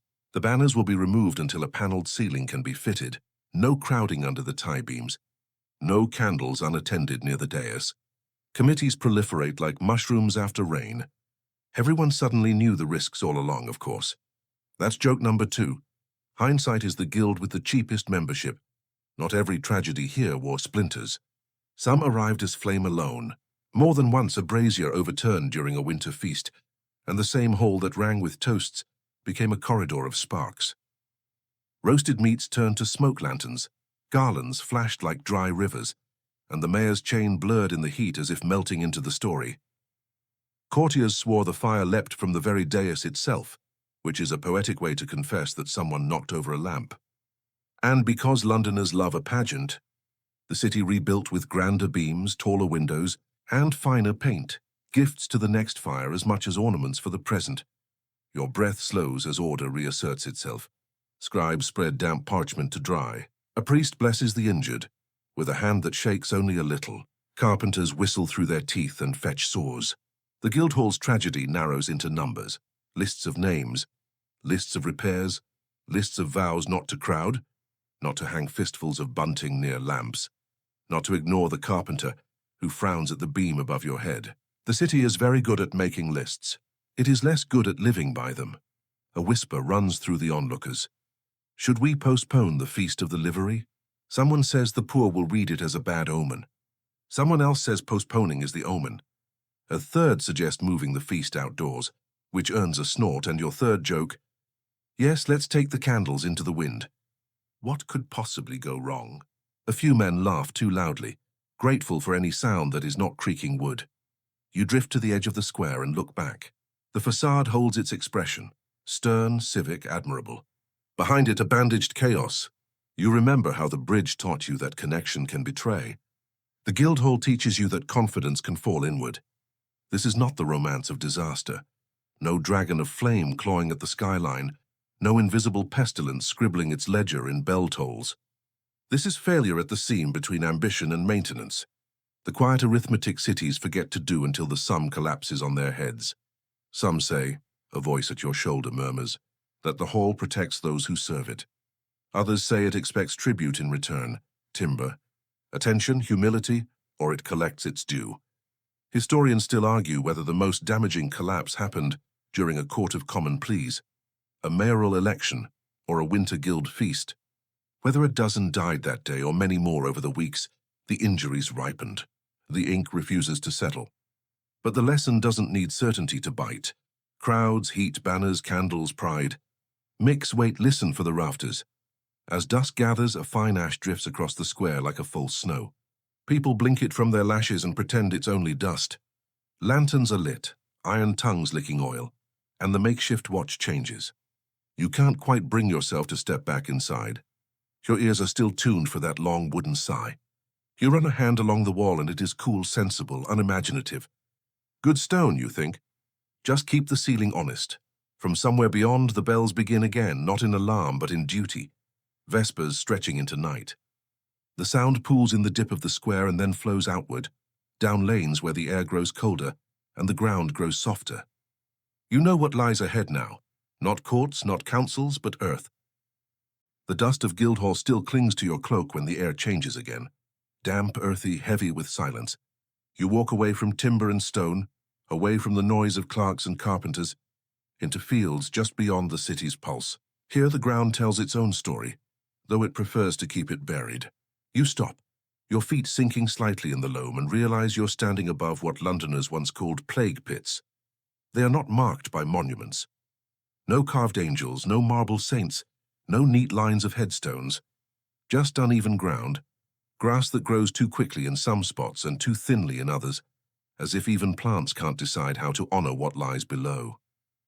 You imagine the earth shifting faintly, still unsettled centuries later, carrying in its belly the weight of thousands. The year is 1348, but it might as well be every year that plague returned. The Black Death had burned through London, then flared back again, stubborn as a coal that refuses to die. Churchyards filled until coffins leaned against walls like firewood. So the city turned outward, digging deep trenches where bodies could be stacked, layered, covered with lime, and forgotten. Forgotten at least by the living. The dead have longer memories. You kneel by the edge of one such pit, its lip raw in the chronicler's descriptions. A trench wide enough to swallow a row of houses, deeper than any cellar, dug by men who worked quickly because they didn't dare linger. The carts arrived in a grim procession, wheels squealing, axles groaning under their human freight. You can almost hear it, the creak of wood, the thump of bodies sliding, the scrape of shovels, over and over until exhaustion blurred into numbness. Here's a strange detail. Some pits were left open for days. They waited until they were full, because closing one too soon meant digging another too quickly. So the dead lay under the sky, stacked like cordwood, their faces uncovered, until the last layer of soil came. Imagine walking past on your way to market. The smell of fist that never lets go, the sight a reminder that tomorrow it could be you. People covered their mouths with cloth, not just to block the stench, but to block the thought. And yet, amid the horror, rituals persisted. Priests stood at the edges, chanting psalms in voices hoarse from overuse. Sometimes they blessed each body. More often, they blessed whole cartloads at once, waving their hands as if words could cover more than soil could. You watch one now, his surplice stained, his eyes hollow, but his tone steady. A blessing by volume rather than by intimacy. It feels both merciful and mechanical, like mass-producing hope. Not all pits were equal. Wealthier parishes sometimes bought extra ground to keep their own dead apart, a final statement of class even in death. Others simply poured rich and poor alike into the same trench, status erased in a single shovel's fall. A few accounts tell of jewelry, coins, even letters still in pockets when the soil covered them. Treasures, perhaps, but no one dared to search too deeply. To dig again was to tempt the plague back up. Historians still debate where all these pits were. Some have been rediscovered, beneath hospital car parks, under train stations, in gardens where children once played unaware. Bones stacked neatly, lime whitening the edges, skeletons curled against one another like sleepers huddled for warmth. Every excavation surprises archaeologists with its orderliness, as if even in crisis London managed a kind of grim efficiency. You find yourself shivering at the thought, thousands buried in haste and yet still arranged, as if someone wanted the city to rest tidy. You stand, brushing dirt from your hands, though it isn't really there. The silence presses heavier now. It's not just absence of sound, it's the weight of countless voices that never got to finish their sentences. You feel as though if you leaned closer to the earth, you might catch fragments. An unfinished joke, a whispered prayer, the sigh of someone too tired to resist. The people of London walked past these pits every day. Children played above them. Lovers strolled, shepherds grazed animals nearby. Life continued, stubborn as always. And yet the knowledge was there. Everyone knew that underfoot lay neighbors, kin, strangers, layer upon layer of endings. You glance down and wonder if the ground felt warmer then, like a hearth gone wrong. And here's a thought you can't quite shake. Some Londoners believed the pits themselves poisoned the air. They muttered about foul vapors rising, sickness seeping upward, as if the earth exhaled the plague back into the lungs of the living. Whether it was true or not, the belief hung over the city like a second fog. Even now, standing here, you almost catch it, an acrid tang that doesn't belong to the present. But the pits did something else too.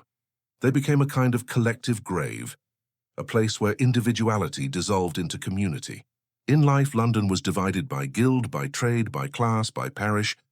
In death, the pit erased those lines. You look at the grass swaying above and realize it is one of the few places where Londoners were truly equal, rich and poor, sinner and saint side by side in the same soil. You walk away slowly, the ground settling behind you as if exhaling. The city hasn't run out of grief yet, you know that. Floods will come, towers will fall, flames will roar again. But tonight the silence of the pits clings to you. It's a silence that doesn't fade, because the earth remembers what people would rather forget. You leave the grassy swell of the pits and drift back toward the river as if the city has tied a string to your wrist. London always tugs you Thamesward, Tonight, though, the pull ends not in water but in silence that rings like glass. You step onto the foreshore, and the sound your boot expects, slick lap, patient slap, doesn't come.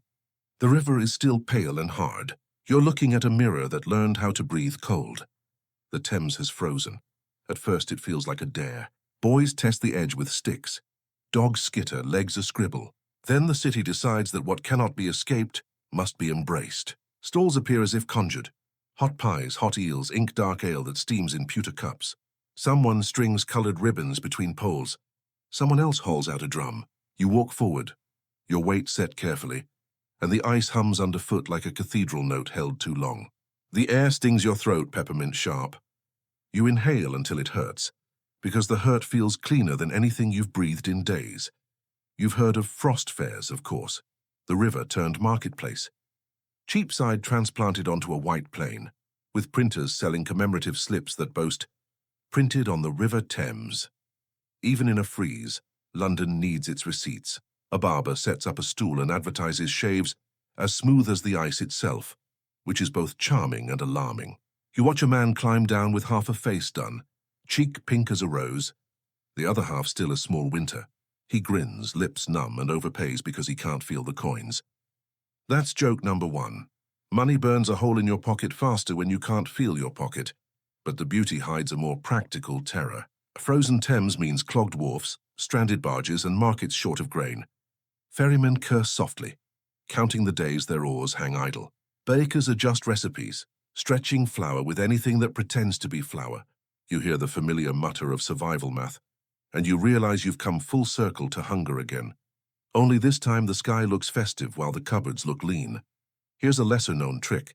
When the freeze held, Londoners drove stakes through the ice to anchor tents and stalls, then sprinkled ash or sand to roughen walkways. The fare acquired streets, names penciled on boards, Bears Lane, Queen's Path, grandiose as any city map. Somewhere a fiddler saws at a tune that keeps forgetting where it's going, but your feet find the rhythm anyway. And for a few minutes the cold becomes a dance partner that leads without bruising. You pass a booth pressing warm wafers stamped with saints, and another where a man roasts chestnuts, the shells popping like tiny promises. A woman hawks ribbons to tie luck to your wrist, and you watch a child choose blue because blue looks like the idea of warm sky. Laughter carries further in cold air. Even the jokes seem to travel better. A stallholder waves a slab of frozen fish like a book and declares it already well kept. That's joke number two. No salt needed when the river joined the kitchen staff. Then the wind shifts, and a different note threads the fare. Wood complaining, a long mulish crack somewhere beneath. Conversations hitch. People look down as if they can see through the white to the old river, brown and patient, waiting. You remember that the Thames is not a flaw. It is a pause. A group of men with poles taps in time, listening for hollows. They show you how the sound changes. A dull thud where it's thick, a sharp knock where it's thin. For the rest of the night you walk by ear. Historians still debate which winters truly locked the Thames, your mind's librarian murmurs. Was the cold of 1289 the first to hold a market? Did the deep freezes in the early 14th century rival the later gaudier fairs? The records soften at the edges. Diaries fond of exaggeration, chronicles fond of omens. What's certain is simpler. Enough winters turned water into road that London learned how to settle a city on a river, and then, with no apology, settle a city on its ice. A priest in a wool cloak passes, blessing stalls with a hand that keeps retreating into his sleeve between gestures. He pauses beside a skater looping unsteady circles. The boy wobbles, arms describing theology in the air, then carves his name with the blade of his boot and bows to his own autograph. You clap once without meaning to. It echoes like a pebble tossed down a well. A curious hazard. The bridge's piers changed the freeze, making black throats of open water where the flow quickened. People knew to skirt those spots, but the fair's excitement runs faster than caution. You see a girl step too close. She drops to her knees in the old skater's wisdom. Spread your weight, surrender height. And belly crawls back while her friends cheer and then scold in the same breath. Someone shouts about ropes, someone else about luck. Luck wins this round. Ice, magnanimous for once, keeps its temper. By torchlight the fair grows surreal. Shadows braid with smoke. A troupe performs a mystery play on a plank stage. devils in red wool leaping with more enthusiasm than doctrine requires. A tanner offers mittens that smell faintly of the trade. You don't ask questions you don't want answered. Two apprentices arm wrestle on a barrel until the barrel remembers gravity and both tumble off, roaring with laughter. That's joke number 3. The barrel clearly won, and then, because London never gives joy a full hour without a price, the creak returns, longer, persuasive. The fair hushes. You feel the ice speaking through your souls, not a threat exactly, but a reminder. Boats are shoved into ready gaps, ropes coiled, prayers simplified. A stallholder lifts his whole shop, a board, 3 pegs, a basket, and trots toward the bank.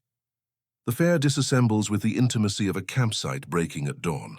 Quick, practiced, each person knowing exactly which bit is theirs to carry. You edge toward the shore as well, and the river resumes its older voice. Groans, small sighs, a muffled gurgle where a hole has opened to water. A ferryman idle for days tests the gap with an oar, then shrugs and says to no one, soon. Soon means cargo again, and shouting again, and the smell of fish again, and the city forgetting again how briefly it danced here. Before you step onto the bank, you look back across the white sheet. It already remembers footprints as a palimpsest remembers poems, 1,000 lines overwritten yet faintly present. You can track the little histories, the line of the barber's queue, the hesitant scallop of a child's first glide, the straight workmanlike path from ale to fire to ale again. When thaw comes, those lines will go all at once, like a secret that chooses to be kind and vanish, rather than linger and ache. The frost taught London another of its unnecessary lessons, that celebration and scarcity can share the same table, that a city can turn a danger into a party without changing the danger, that commerce is a weed with winter roots. It also left marks no ledger recorded, lungs scalded by cold, fingers numbed into bad decisions, hearts briefly lightened on a dark plain where the sky bent close enough to touch. The ice will break. It always does. The river will move, annoyed and relieved, and carry the fair's ashes into the sea. Barges will creak back to work. Closes will run for more ordinary reasons. The printed slips on the River Thames will yellow in drawers. You step onto the stones, the bank claiming you with its old gritty welcome, and the city exhales a little plume from every mouth, as if to prove it's still warm inside. Behind you, the white field settles, a sleeping animal. Ahead, roofs and alleys gather into their usual crooked argument. And somewhere, not far, not ever far, the next mischief is stretching its limbs. Accusations, witch smoke, a crowd that wants certainty so badly it will build a pyre for it. You pull your cloak tighter. The thaw has teeth. The echo of ice cracking fades behind you, but the cold lingers in your bones. As you walk deeper into London's tangled lanes, the air changes again, no longer clean and sharp, but heavy with whispers. They coil from doorways, from tavern corners, from the lips of neighbors who glance over their shoulders before speaking. It isn't plague this time, nor famine, nor fire. It's suspicion, and suspicion here grows teeth. This is the season of witch trials. You hear it first as rumor, a woman with too much knowledge of herbs, a midwife whose patients survive more often than not, a neighbor whose cow gives milk when yours has gone dry. Little things, ordinary things, twisted into evidence of unnatural power. Londoners, anxious from disaster after disaster, crave an explanation. Fire, flood, pestilence, surely someone must be blamed. And so they point to whoever seems strange or simply unlucky. Picture the scene, a narrow street and a crowd thickening around a single door. Someone shouts that the woman inside muttered a curse. Another swears she kept a black cat. A third insists his bread failed to rise after she walked past his oven. You'd laugh if the faces weren't so earnest, so desperate. It's medieval crowdsourcing at its ugliest. The more voices you add, the more truth it becomes. And then come the trials. Not in grand courts with learned judges, but in makeshift chambers, guild halls, even church porches. The accused is dragged forward, hair loose, face pale with fear or defiance. You watch as neighbors testify, their words sharp with memory and malice. She mumbled when I passed. She looked at me crossly. She healed a wound too quickly. Each phrase is a stone, and soon she's buried under them. One of the strangest practices is the swimming test. You're led to the riverbank again, but this time not for fire or fair, it's for proof. The accused is bound and lowered into the water. If she sinks, she is innocent but likely dead. If she floats, the water has rejected her, proof of witchcraft. You stand with the crowd as a woman bobs in the cold Thames, gasping, choking, her face blue with cold. The people murmur, nodding. See? The water knows. You want to shout at the absurdity, but the logic is iron to them, unbreakable in its cruelty. There's humor in it too, dark and unintentional. Someone swears a woman bewitched his ale because he drank too much and woke with a headache. Another insists his pig squealed like a Christian when she passed by. You smirk despite yourself. It's the kind of evidence that wouldn't survive 2 seconds in modern court. But here it's gospel. That's joke number 1. Blaming witchcraft for a hangover is the medieval version of the dog ate my homework. What's less known is how often the city tried to regulate the frenzy.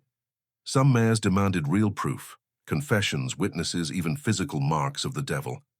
Physicians and clerics poked and prodded at accused women, searching for blemishes or birthmarks that could be branded witches' teats. Imagine standing half-clothed while men point at your freckles and mutter about demons. Dignity died before you even reached the gallows, and the executions, grim theater yet again. Some women were hanged, others burned, depending on the charge. Crowds gathered with the same eagerness they showed for traitors. Children clutched their mothers' skirts. Men hawked pies, someone always sold ale. Death as a spectacle, suspicion as script. You feel the heat of the pyre, the acrid smoke that bites your throat, the murmured prayers of those both horrified and entertained. Historians still debate the scale of London's witch persecutions. Were they fewer than in the countryside, where fear of the unknown burned hotter? Or were the city's records simply lost, its stories whispered but never inked? No ledger tells you for certain. But the stories survive in the cracks. Ballads, rumors, court notes half-scorched by fire. Enough to know that suspicion was as deadly as plague, only quieter, more selective. You wander past a tavern where 2 men argue about whether a storm that toppled a steeple was God's will or a woman's curse. One slams his mug down and declares, "No mere wind would strike only holy ground." The other retorts, "Then God has poor aim." The crowd laughs, nervous but grateful. That's joke number 2. Mockery as shield, humor as survival. And yet there were moments of mercy. Some accused found neighbors willing to defend them. Priests who argued that healing herbs were not devil's gifts, but God's. A few were acquitted, their names smeared, but their lives spared. You imagine the relief of stepping back into the street, free but forever marked by whispers. You can leave the court, but you cannot leave suspicion. The city learned something from these trials, not truth, not justice, but habit. Fear became reflex, suspicion a kind of muscle memory. When disaster struck again, and it always did, London would reach for the same scapegoats. Witches today, foreigners tomorrow, heretics the day after. The target changed, but the pattern endured. As you leave the square where smoke still hangs in the rafters, you glance back once more. A child crouches by the ashes of the pyre, poking with a stick. He lifts it, watches the soot crumble, then tosses it aside, already bored. For him, it's just another day in a city that teaches its children to play beside suspicion. You pull your cloak tighter, and the air sharpens. Ahead waits a field more soaked in blood than suspicion ever spilled. Smithfield, where death itself takes on spectacle's grandest stage. The whispers of witches fade behind you, but the air doesn't lighten. If anything, it grows heavier, iron thick as though the ground itself remembers too much blood. You find yourself walking toward a wide open space, just beyond the city walls. The smell hits first, smoke, sweat, the faint tang of livestock. It could be a market, but the crowd's faces tell you otherwise. They've come not to buy or sell, but to watch. This is Smithfield, and Londoners call it the Field of Blood for a reason. By day, it is ordinary enough. A cattle market, a place for drovers and traders, their animals lowing and bleating, dung squelching underfoot. But when justice or vengeance calls, the pens are emptied of beasts and filled instead with men and women. Stakes are driven into the earth, ropes tied, faggots piled high. You hear the crowd gathering like a tide, shuffling feet, nervous laughter, the creak of wooden carts bringing kindling instead of goods. The executions here were not always quick. Hanging and beheading belonged to other places, but Smithfield specialized in fire. Heretics, rebels, those accused of treason. They met their end in flame while the city gathered around to watch. You see it now, a woman tied to a post, her gown singed at the hem by sparks that leap too early. She raises her chin as the smoke rises, and the silence of the crowd is almost reverent.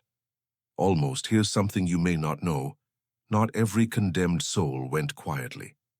Some preached until the smoke choked their voices, declaring faith or defiance in tones that carried even over the crackle of firewood.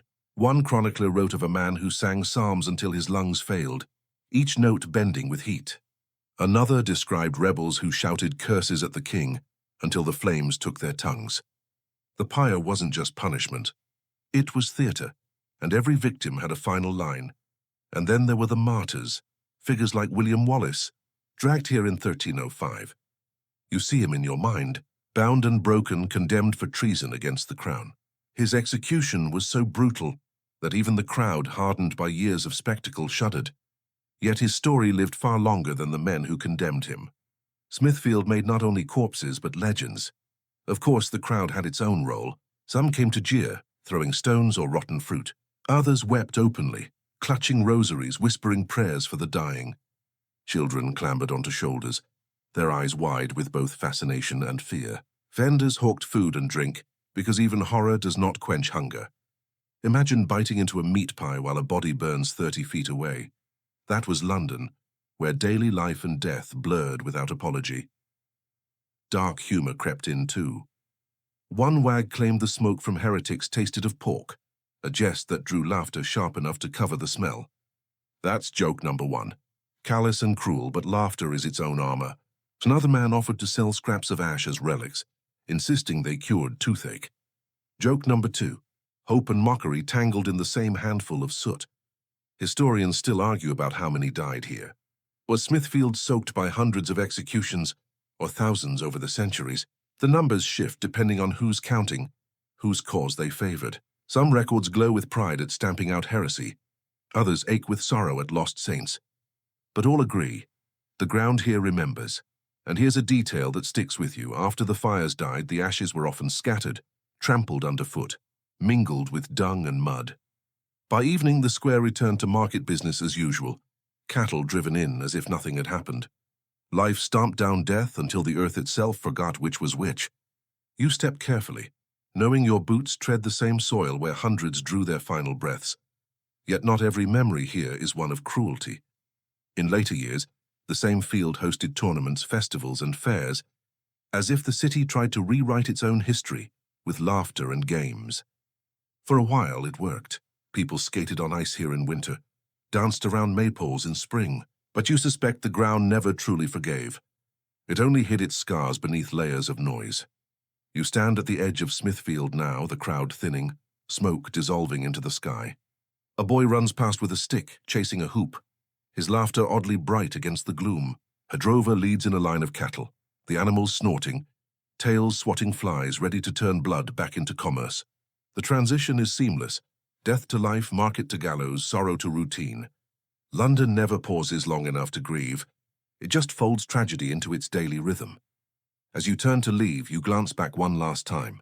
The ground looks ordinary, muddy, rutted, alive with footsteps. But you know what lies beneath.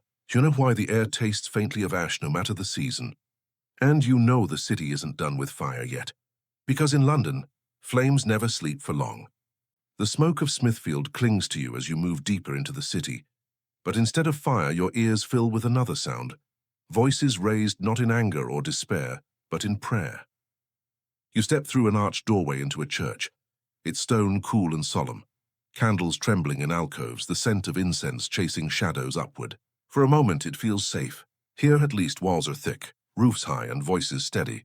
And then you hear it, that faint creak above, too soft for the congregation to notice, but enough to remind you, even sacred spaces betray. Medieval London had no shortage of roof collapses, and they often struck at the worst possible moments, during festivals, sermons, or great gatherings, when the weight of bodies below matched the weight of timber above. You look up now at the high beams, blackened with centuries of smoke, lashed together with iron cramps. They seem eternal, but you know better. Timber rots in damp, joints loosen, and once one beam gives way, the rest follow like dominoes. Imagine the scene. The choir swells, voices braiding Latin syllables into the rafters. Children fidget, mothers hush them, merchants nod through prayers, thinking of accounts due tomorrow. And then a snap sharp as a whip crack. Dust sifts down like flour. People glance upward, curious, uneasy. Another crack. Then the whole roof caves with a roar that swallows song, prayer, and thought all at once. The collapse is chaos. Candles tip, flames leap. Screams rise as stone and timber crash into pews. You hear the crunch of beams meeting bone, the muffled cries of those pinned beneath rubble. People stumble toward the doors, but exits clog. Bodies pressing against each other like water against a dam. You feel the same suffocating press you felt on London Bridge. Too many people, too little space. Panic breeding panic. And here's the chilling part. Many collapses happen not during storms or fires, but on calm, ordinary days. A roof gave way simply because it was tired. In 1282, part of the roof of St. Mary's collapsed during Mass, killing dozens. Chroniclers wrote of worshippers buried under beams, their voices mingling with hymns until only silence remained. Others recalled guild halls caving during feasts, benches overturned, goblets spilled, laughter twisted into screams. Historians still debate how often these collapses happened. Were they rare but catastrophic, or more common than records admit? Accounts are fragmentary, often scribbled as side notes in city rolls. The roof of the hall fell, many dead. Brief, efficient, unwilling to linger. Perhaps the clerks feared that recording the details too vividly would dishonor the sanctity of the place. Or perhaps they simply didn't want to remember. Superstition, of course, rushed to fill the gaps. Some swore collapses were omens, God's judgment on sinful congregations, or warnings to corrupt guilds. One story tells of a roof falling during a feast where the wine flowed too freely, seen as proof that heaven disapproved of excess. Others muttered about demons tugging at beams, unseen hands loosening joints at night. Rational explanations, rot, poor construction, overloaded rafters, existed, but fear prefers a face, and yet dark humor clung even here. One jester is said to have quipped after a collapse, "At least now the prayers go straight to heaven." That's joke number one. Grim, yes, but the kind of joke people tell when they need to laugh at the very thing that terrifies them. Another tale describes a survivor crawling from the rubble with his feast goblet still in hand, declaring, "The drink is safe." Joke number two, absurd defiance in the face of ruin. But the cost was real. Families lost fathers, mothers, children, all in places meant to shield them. Survivors carried scars, both on their bodies and in their minds. Some swore they never again entered a hall or church, without glancing up first. You find yourself doing the same now, eyes tracing every beam, waiting for a twitch, a tremor, a hint of betrayal. What makes it worse is the speed of forgetting. After each collapse, the rubble was cleared, new beams hoisted, services resumed. London couldn't afford to pause for fear. Faith and commerce demanded walls and roofs, so roofs were rebuilt, even if the memory of their failure still haunted those who knelt beneath them. You wonder if the prayers afterward were spoken louder, as if to drown out the groans of the timbers. And here's a detail few mention. Sometimes collapses happen during funerals. Imagine mourning a loved one only for the roof to come down, doubling the grief in a single breath. Chroniclers noted these with an almost resigned tone, as if heaven itself demanded more. The pitiless symmetry of it leaves you cold. You leave the church, stepping back into the night air, lungs aching for space. Behind you, the bells toll, steady as ever, as if nothing had happened. But you know better. You've seen how ceilings sag, how beams snap, how confidence crumbles in an instant. And you know the city hasn't finished with disaster yet, because London's roofs may betray, but the Thames, always the Thames, has more ways to drown its people than just fire and ice. The timbers of collapsing roofs fade behind you, but you don't walk far before the air shifts again, wetter this time, heavy with salt and silt. A chill creeps into your boots even before you see the water, because in London, the river is never content to stay politely in its bed. Tonight, it's not frozen into play, nor carrying bodies nor lined with fire, it's rising. And when the Thames rises, London drowns in its own streets. Floods weren't polite inconveniences. They arrived sudden, like an uninvited guest who kicks down the door. Rain poured for days, and tides swelled beyond their margins. The river crept higher, seeped through cracks, and then leapt out right over its banks. Imagine waking in the night to find your floor slick with water, your rushes floating like lily pads, your shoes sailing toward the hearth. By dawn, half the lane has turned into a shallow canal. You hear it now, The slosh of buckets, the slap of wet cloth against stone, the muttered curses of householders trying to salvage anything not yet ruined. A baker lifts his flour sack higher, but too late. The bottom splits and paste oozes out into the current like porridge for ghosts. Children splash gleefully at first, until mothers yank them back with a sharp word and a sharper hand. The water isn't play. It carries filth, dung, dead animals, and worse. A strange fact, during some medieval floods, fish actually swam through London's streets. Chroniclers describe boys chasing eels down Cheapside, scooping them up barehanded. For a moment, hunger turned disaster into opportunity. Dinner delivered to your door, though it smelled of sewage. You smirk despite yourself. That's joke number 1. London inventing home delivery centuries too early, though the packaging left something to be desired. But mostly, floods were misery. Fires sputtered out in drowned hearths, leaving homes both dark and cold. Candles guttered in damp air, walls warped and food spoiled. Rats, always quick to adapt, fled their nests and scrambled onto beds, tables, even shoulders, desperate for dry ground. You shudder, imagining waking to a whiskered face inches from your own. The line between human and pest narrowed when the river claimed the floorboards. Merchants cursed loudest. Warehouses by the docks filled with wool, salt, and grain, all ruined in an instant. A single tide could erase fortunes, rot trade goods, and sour bargains months in the making. Yet insurance didn't exist, and losses weren't refunded.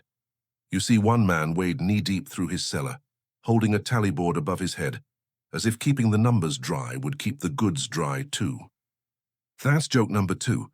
Faith in ink when the world is turning to soup, and the danger didn't end with water receding. Stagnant pools lingered for weeks, breeding fevers and inviting mosquitoes.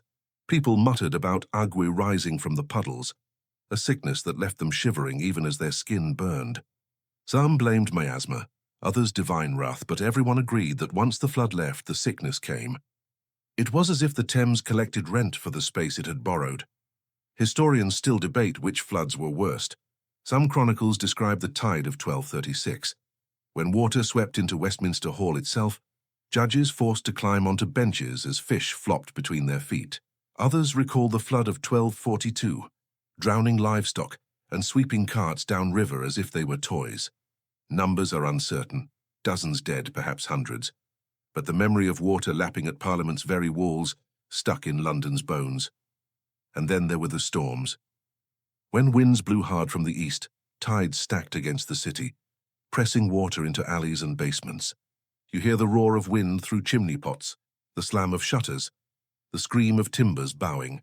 A boat breaks free, careening down what was once a street, smashing into doors as if knocking for entrance.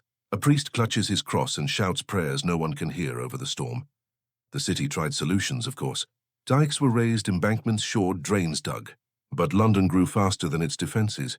For every wall built, a new settlement cropped up beyond it, unprotected. Floods became a rhythm. Rain, tide, panic, repair, repeat. Like a song the river refused to stop singing. Dark humor surfaced here too. After one flood, a group of apprentices claimed they had held swimming races in Cheapside, awarding a crown to whoever dodged the most floating dung. That's joke number 3, laughing at filth because laughing was easier than weeping. You step carefully through the imagined water, your boots squelching on cobbles slick with algae. The lanterns above sway in damp air, their flames shrinking against the mist. And you realize this: Londoners never lived beside the Thames. They lived with it, on it, under it, against it. Friend, foe, lifeline, executioner. The river was everything, and sometimes it decided to remind them who held the real power. When at last the tide recedes, the city doesn't breathe relief so much as resignation. Doors open, muck is shoveled, floors scrubbed, goods replaced. Children laugh again, merchants count again, priests preach again. But the marks remain. Water lines etched into stone, mildew staining beams. Memories of nights when the city dreamed not of fire or famine, but of drowning. You step back onto higher ground, the damp still clinging to your cloak. Behind you the Thames rolls on, calm as if nothing happened. Ahead lights flicker in Southwark, taverns, theatres, laughter. But even joy there proves fragile, because fire doesn't only feast on bridges, it finds pleasure houses too, and when it comes, it doesn't knock. The stink of floodwater fades behind you as you cross toward the southern bank, where the city has always let its hair down. Southwark, London's noisy cousin, welcomes you with the smell of ale, roasting meat, and laughter that spills from every doorway. Taverns huddle shoulder to shoulder. Playhouses ring with shouts and brothels glow with lantern light, like lures for moths. If the North Bank is all sermons and statutes, the South is song and sin. But sin, as you've learned, burns just as eagerly as virtue. Tonight, Southwark is about to discover that. You push through the throng. Apprentices staggering arm in arm, gamblers bellowing over dice, actors in half costume still wearing painted smiles. A fiddler saws away while a dog howls in perfect dissonance. It's raucous, reckless, alive. And then, somewhere behind the taverns, you catch the sharp crack of timber, the hiss of fire taking its first breath. It starts small, a tipped brazier in a playhouse, an overturned candle in a brothel. No one quite agrees later. But the air dries in your lungs and the laughter warps into shouts. Flames lick up a timber wall quick as a drunk's temper. A curtain catches, then a roof beam, and suddenly the night is painted in orange. Southwark has always promised spectacle, and now it delivers the kind nobody asked for. The fire runs fast because the neighborhood is built for it. Houses crammed close, thatch eager for sparks, alleys narrow enough to funnel the wind. People pour out of taverns clutching mugs and dice as if ale and luck can douse flames. A troupe of actors stumbles into the street still wearing devil masks, their horns glowing red in the firelight, and for one eerie moment, you can't tell where the play ends and the disaster begins. Here's a detail you might not expect. Some bystanders cheered at first. They thought it was part of a show, a stage trick gone grand. When the flames climbed higher, the applause turned to screams. You feel it ripple through the crowd, the instant where entertainment curdles into terror. Southwark was famous for its stews, brothels politely named for cooking pots, and even they joined the panic. Painted women fled barefoot, skirts singed, laughter replaced by sobs. A madam tried to drag her strongbox with her, only to trip and spill coins into the gutter. Children scrambled for the money, even as the flames chased them. That's joke number one. Disaster or not, Londoners never ignored free coin. And the theatres, those proud wooden arenas of words, proved helpless against wordless flame. Chroniclers tell us the bear-baiting ring once went up in smoke, the animals inside loosed into the streets, half mad with fear. Imagine dodging a flaming bear in the middle of a stampede. Horrific, yes, but also absurd enough to earn a grim smile. Joke number two. Southwark's hottest new act, the bear on fire. Firefighters, such as they were, formed bucket chains from the river. But ale and panic had already loosened discipline. Men slipped, women fainted, buckets spilled. Some tried tearing down houses to create fire breaks, but the wind carried sparks faster than axes could swing. You see whole lanes vanish in minutes, roofs collapsing like crumpled parchment. The Thames offered escape, but it was no savior. Boats crowded with refugees collided midstream, sparks landing on sails and setting them smoldering. People leapt into the water, only to find it colder and more merciless than they remembered. The shouts of the drowning mingled with the crackle of burning timber, a duet of ruin. And then the strange aftermath. Looters appeared almost instantly. Even as homes burned, men smashed into cellars, dragging casks of wine into the alleys. One story tells of thieves too drunk to escape, found days later charred beside their stolen barrels. That's joke number three, dying not of fire but of poor timing. Historians still argue which Southwark fire was the worst. Was it the blaze of 1212 that raced across both banks, or the later infernos that gutted whole rows of playhouses? Records blur, but all agree. Southwark burned often, and each time the flames feasted on laughter first. By dawn, the South Bank is a ghost. Taverns gutted, theatres blackened shells, brothels reduced to smouldering beams. The air smells of ash and ale, a sour mix that clings to your throat. Survivors pick through ruins, cursing, weeping, or laughing with disbelief. A fiddler salvages his warped instrument, plucking a single note that twangs off-key but still insists on being music. And what does London do? It rebuilds, always. New taverns rise, new stages, new stews. Within months, laughter will return, as if the fire were only an intermission. But you know better. You can still taste the smoke, hear the panic disguised as applause, see the glowing masks of actors stumbling into the night. You turn north again, back toward the heart of the city. Behind you, Southwark smoulders. Ahead, another madness waits. Not fire this time, not flood, but something stranger, dancing in the streets until bodies collapse. A frenzy no one can explain. You leave the blackened ruins of Southwark behind, but the streets ahead don't offer peace. Instead, they hum with a peculiar rhythm, feet stamping, hands clapping, voices half singing, half crying. At first you think it's relief, some impromptu feast after fire. But as you draw closer, the sound sharpens into something stranger, more relentless. The air itself seems to pulse, your heart sinking against your will. And then you see them, a crowd of Londoners moving in unison, caught in a frenzy of steps they cannot stop. Welcome to the dancing mania. It begins with a handful, men jerking into motion without music, women spinning until their skirts slap against their legs, children stamping their bare feet raw. Faces flushed, eyes glazed, mouths fixed somewhere between laughter and weeping. They dance in lanes, in markets, even in churches, their bodies swaying as if strings pulled them from above. You stand at the edge and feel your toes twitch, as if the madness might be contagious. This wasn't mere revelry. Chroniclers describe it as a compulsion, people seized by an irresistible urge to dance, sometimes for hours, sometimes for days. They collapsed only when exhaustion struck them down, and even then some staggered back upright, limbs trembling to continue. It was both grotesque and mesmerizing. You feel like you're watching a carnival crossbred with a plague. Here's a detail you might not expect. Musicians were often called to play, not to soothe, but to guide the dancers.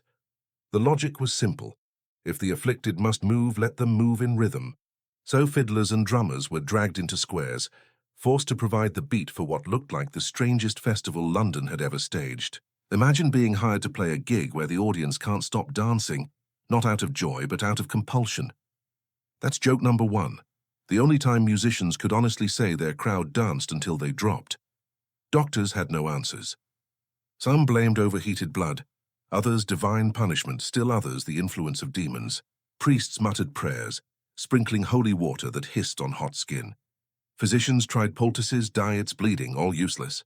The dancers kept moving, their feet bleeding through torn shoes, their voices cracking as they sang nonsense words. The city grew uneasy. Was this a sickness of the body or of the soul? And here's the eerie part, it spread. What began with a handful grew into dozens, then hundreds.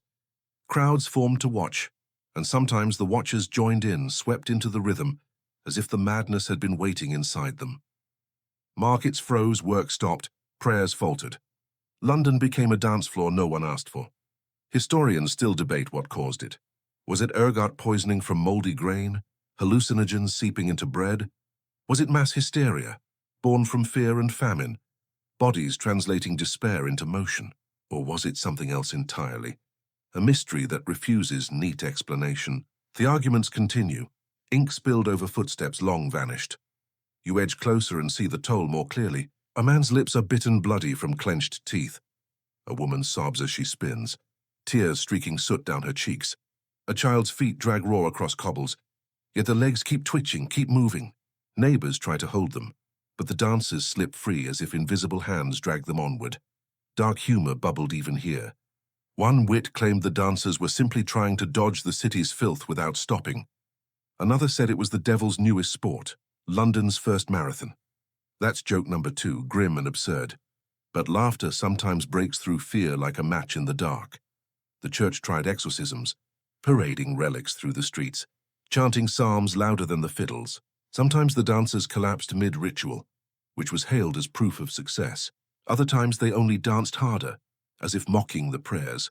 You imagine the frustration of a priest drenched in sweat, shouting Latin while his flock jigged mockingly before him. Joke number three writes itself, divine intervention as the world's worst dance partner. As the days dragged on, exhaustion claimed more lives than the mania itself. Dancers fell where they stood, breath gone, hearts broken by their own racing. Friends carried them away, but the gaps filled quickly with new bodies seized by the same frenzy. London streets blurred into a kaleidoscope of motion and collapse, life and death in dizzying alternation. And then, as suddenly as it began, it ebbed. The rhythm faded, the dancers stilled, the fiddlers stopped bowing their arms. People staggered back to homes bleeding, bruised, bewildered. No one agreed on what had happened. Some called it God's punishment, others a test.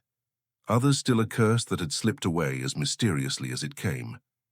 The city tried to forget, but you sense it in the air even now. Every drumbeat at a festival, Every clap of hands at a tavern carries a faint echo of dread. What if it happens again? What if joy tips once more into compulsion? You step away, your own feet suspiciously light as if they too might betray you. Behind you, the cobbles remember the pounding of feet. Ahead lies Westminster, where politics and violence blur into one another, and the city's chaos becomes a spectacle of its own. The echoes of dancing feet fade, leaving the cobbles strangely still. You follow the pull of bells and banners westward, toward the towers of Westminster. Here, the city tries to look dignified. Lawyers in long gowns, clerks bent over rolls of parchment, monks gliding through cloisters. It should be solemn, but solemnity never lasts in London. The air around Westminster is thick with arguments, and arguments here often spill into chaos. You arrive in the Great Hall itself, vast enough to make you crane your neck, its hammer-beam roof spanning like a ship turned upside down. The floor swarms with people, petitioners with crumpled pleas, merchants demanding redress, lords strutting as though the stones themselves were their property. At the far end, judges sit robed and heavy with authority, but even they look wary, because in this hall, power is a prize constantly tugged in different directions. The noise grows until it's less debate than brawl. A man accuses another of theft. Voices rise, fists follow. The crowd surges, knocking benches sideways. Guards push forward, but the tide of bodies surges too thick, too loud. You find yourself squeezed against a pillar, the wood cool against your back as the hall becomes less court and more battlefield. Here's a lesser-known detail. Westminster Hall was sometimes used for coronation feasts, yet the same space also rang with riots. One chronicler noted a fight so fierce during a parliamentary session that clerks dropped their pens and joined in. Imagine your government building turning into a tavern brawl, and you've got the right idea. That's joke number one. Politics as contact sport. Centuries before anyone thought to televise it, the chaos isn't confined to the hall. Outside, crowds gather to shout petitions, hurl insults, sometimes stones. In 1376, angry apprentices stormed the precincts, furious over corruption and taxes. Guards tried to hold them back, but Westminster became a battlefield of cobblestones and cudgels. Chroniclers say the noise drowned the bells of the abbey itself, fists louder than prayers. And then there were the symbolic assaults. Protesters once tore down wooden barriers, meant to separate nobles from commoners, declaring no more walls between us. Another time, someone released pigs into the hall during a session, their squeals punctuating speeches until even the sternest lord had to laugh. That's joke number two. Pigs as political commentators, and perhaps the most honest voices in the room. Historians still debate which incident was most damaging. Was it the physical riots that left blood on the tiles, or the quieter corruption that rotted the system from within? Records paint both pictures.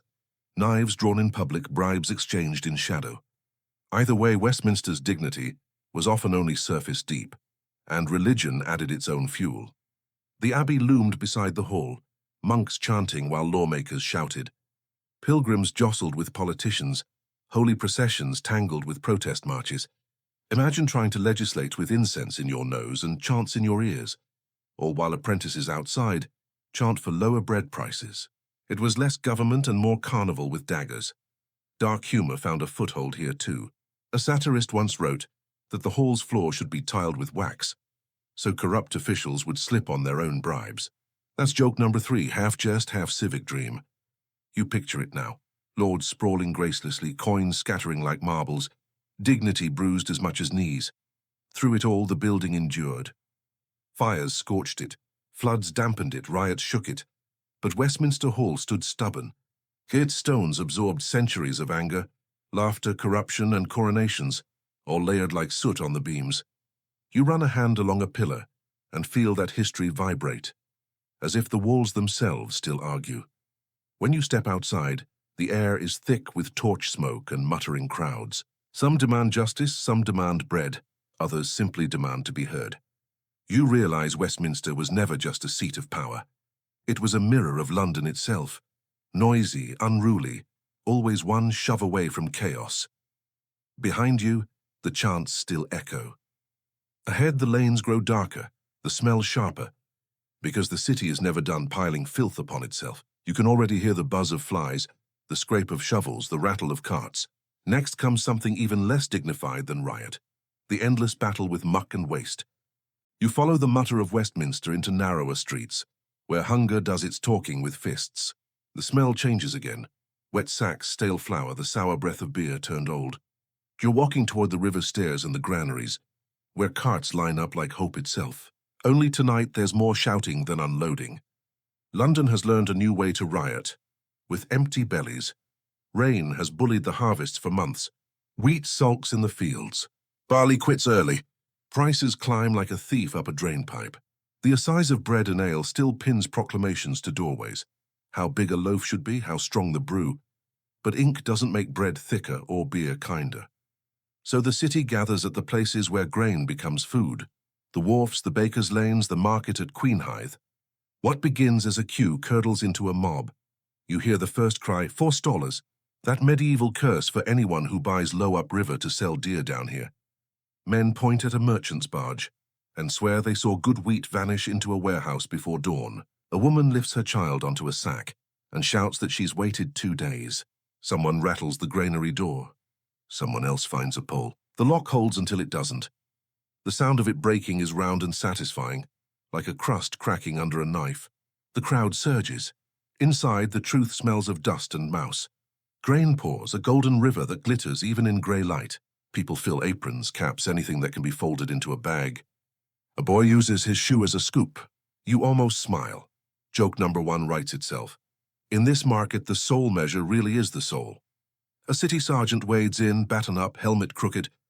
He shouts about the king's peace and gets 3 handfuls of wheat down his collar for his trouble. Order works poorly when it's outnumbered by hunger. The baker's quarter is no quieter. The assize inspectors have been busy weighing loaves, listing fines, tying broad-sleeved men to the pillory, with their underweight bread strung around their necks. Short weight, short neck, someone jeers. A baker pleads wet flour, spoiled yeast, the devil in the oven, anything but fraud. He swears he's honest. Even adds an extra roll to each dozen to be safe. That habit will have a long future. The crowd laughs and isn't kind. A woman slaps a loaf against the pillory post, and it collapses into damp crumbs. Feed that to your conscience, she says. Word flies faster than carts. At the riverside, a new ship noses in, canvas slapping. Foreign merchants, Easterlings with coarse wool cloaks, stand ready with tall measures and carefully blank faces. Coins change hands at prices that bruise. Then a cry. They hide the best grain for the rich. A barrel tips, spills. Another is rolled straight into the Thames by hands that shake with righteousness and fatigue. You watch as good wheat clouds the water and sink. The gesture is pure theatre. No one is fed by it. Yet the cheering is fierce. Here's the quiet machinery beneath the shouting. The city keeps its own reserves when it can. In Bridgehouse granaries and the like, meant for poor relief when the markets turn cruel. But stocks are thin this season, and access thinner. Parish lists swell. Arms stretch. Soup grows watery. You step into a church hall where a cauldron trembles on a hook, and a priest with practical hands counts bowls, not souls. The pottage tastes of peas and resignation. Still it is hot, and hot counts. A little-known cruelty hides in the law books. Regraters who buy bread here to sell there for a margin. Engrossers who swallow whole lots to tighten supply, both illegal in theory, both somehow thriving in practice. Londoners know the words, if not the writs. They spit them like seeds: forestaller, regrater, engrosser. Each is a villain you can blame without having to invent a new prayer. The docks swing between theatre and threat. A sheriff reads a proclamation against riot. The wind edits out half the nouns. A cart overturns, and the street smells suddenly like a bakery dream. Flour everywhere, clothing powdered into comedy. That's joke number 2. For one breath, the poor look rich because everyone wears white. The powder settles. Reality shows through. The shouting returns, hoarse now. You edge with the surge toward Cheapside, where stalls are half full and patients emptier still. A brewer gets shoved for watering ale. He swears the rain did it. A fishmonger marks up eels and apologizes with his eyebrows. A cobbler swaps a pair of patched shoes for a sack, no bigger than a cat. People barter anything that isn't nailed down. One man offers a sermon for a loaf. No one buys. That's joke number 3. Words are cheapest when hunger is loud. Historians still debate which season bit deepest, your inner clerk remarks, dry as vellum. Was it the Great Famine years, 1315 to 1317? When weather punished all England and London shivered for want of bread? Or were the sharpest riots later, when taxes and bad harvests braided into a harder rope? The roles contradict each other, as roles will when written by different hands with different shames to hide. What endures is the shape of it. Cues into crush, crush into breakage, breakage into penance, and then, if the sky shows mercy, back into cues. Officials make a show of justice. A forestalling trial is staged near the Guildhall steps. A man is fined until his purse looks like a plucked bird. A baker rides the tumbrel, jolted through the streets as neighbors point and trade jokes sharpened on empty stomachs. But punishment never tastes like bread. The crowd disperses only when the day runs out of anger, or when a rumor arrives that another ship, fuller than the last, is tacking up from Gravesend with grain enough to shame God. Hope is a gullible animal, and London keeps it as a pet. By dusk, the lanes wear a new film, flour dragged into streaks by boots, spilled peas hopping from crack to crack, a ribbon of ale drying sweet and sour along the curb. The granary doors are barred again, the pillory scrubbed, the proclamation repinned with a cleaner nail. Families carry home loaves like trophies, or scrape their palms along the last drifts of grain and call it Providence. On a step, a girl licks flour from a fingertip and grins as if she has stolen something precious. In a way she has. You breathe out slowly. Riot is only the city's loudest symptom. Beneath it, the quiet illnesses keep their tempo. Hunger weakens bodies. Weak bodies invite fevers. Fevers go looking for beds. And when beds are scarce or straw is soaked, the sick spill into houses kept by brothers and sisters of charity, the places where mercy is practiced with more courage than comfort. London has many names for them: spittals, hospices, hospitals.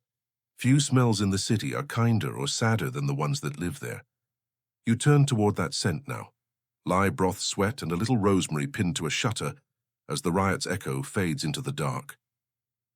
The alleys where shadows whispered of knives widen into a space so bright it almost feels false. You've walked into the theatre of execution, a place where London turns death into public performance. Here scaffold wood creaks, sawdust soaks what sermons cannot, and the city gathers not in secrecy but in daylight, with children perched on shoulders and vendors selling pies as if a hanging were no different from a fair. But this isn't the common gallows at Tyburn. This is the other kind, the smaller stage built for the noblest of actors. Here queens and ladies of the realm bow their necks before a crowd that tries to reconcile jewels with blood. If murder in alleys was London's whispered violence, these executions were its shouted tragedies, etched forever into memory. You see Anne Boleyn again, though she's not the only one. She stands in a gown of black damask, her hood pinned tight, her face composed like a prayer. A swordsman waits, not with an axe but with a blade honed in France brought specially to make the end swift. And the crowd waits, too, citizens pressed close, some solemn, some wide-eyed with morbid curiosity. A strange, almost tender detail. Anne kept smoothing her gown, as if tidying herself mattered in that final moment. Witnesses later swore she laughed softly at one point, remarking that her neck was little. That's joke number one. Dark humor at the brink, courage wrapped in irony. You can almost hear the nervous laughter ripple through the crowd, half admiring, half afraid. The axe and block were the more familiar instruments. Think of Lady Jane Grey, only 16, climbing a scaffold in 1554. The crowd craned to see her, too young, too thin, her hair bound back. When she stretched out her hands and missed the block, panic fluttered through her like a bird. "What shall I do?" she cried until someone guided her fingers to the rough wood. The moment is burned into London's memory, innocence colliding with ritual. And then Mary, Queen of Scots years later, far from London proper but remembered here all the same. It took 3 blows to part her head from her body, an execution so clumsy the city whispered about it for decades. People claimed her lips moved in prayer even after. True or not, the story stuck, because Londoners loved tales where even death couldn't silence defiance. Historians still debate the sincerity of these queens' last words. Were they spontaneous, rehearsed, or polished by chroniclers eager for drama? Did Anne truly jest about her neck, or did London invent the line because it fit too well? The records argue, but the stagecraft remains undeniable. These deaths weren't private.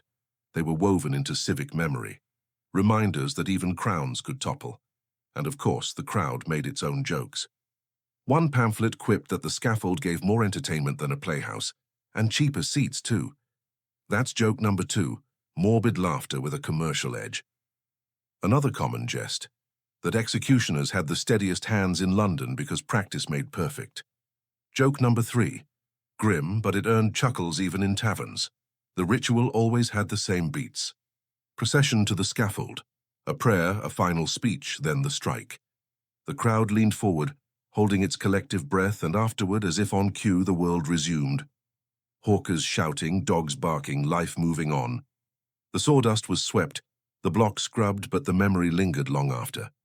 There's an intimacy in these moments that alleys never offered. You see nobles stripped of armor, crowns, or defenses, kneeling before a public that stared with equal parts awe and pity. It blurred the line between theatre and justice, between tragedy and lesson. And London loved nothing more than a show. As you turn away from the scaffold, the crowd disperses into gossip, their voices rising like sparrows after a storm. Behind you, the stage is dismantled plank by plank. Ahead, the streets stretch back toward ordinary life, markets, sermons, and yet another round of danger. Because after noble blood has soaked the earth, the city isn't done. Next comes disaster, not by human hand, but by nature's quiet cruelty. Famine and frost that grind bones slower than any axe.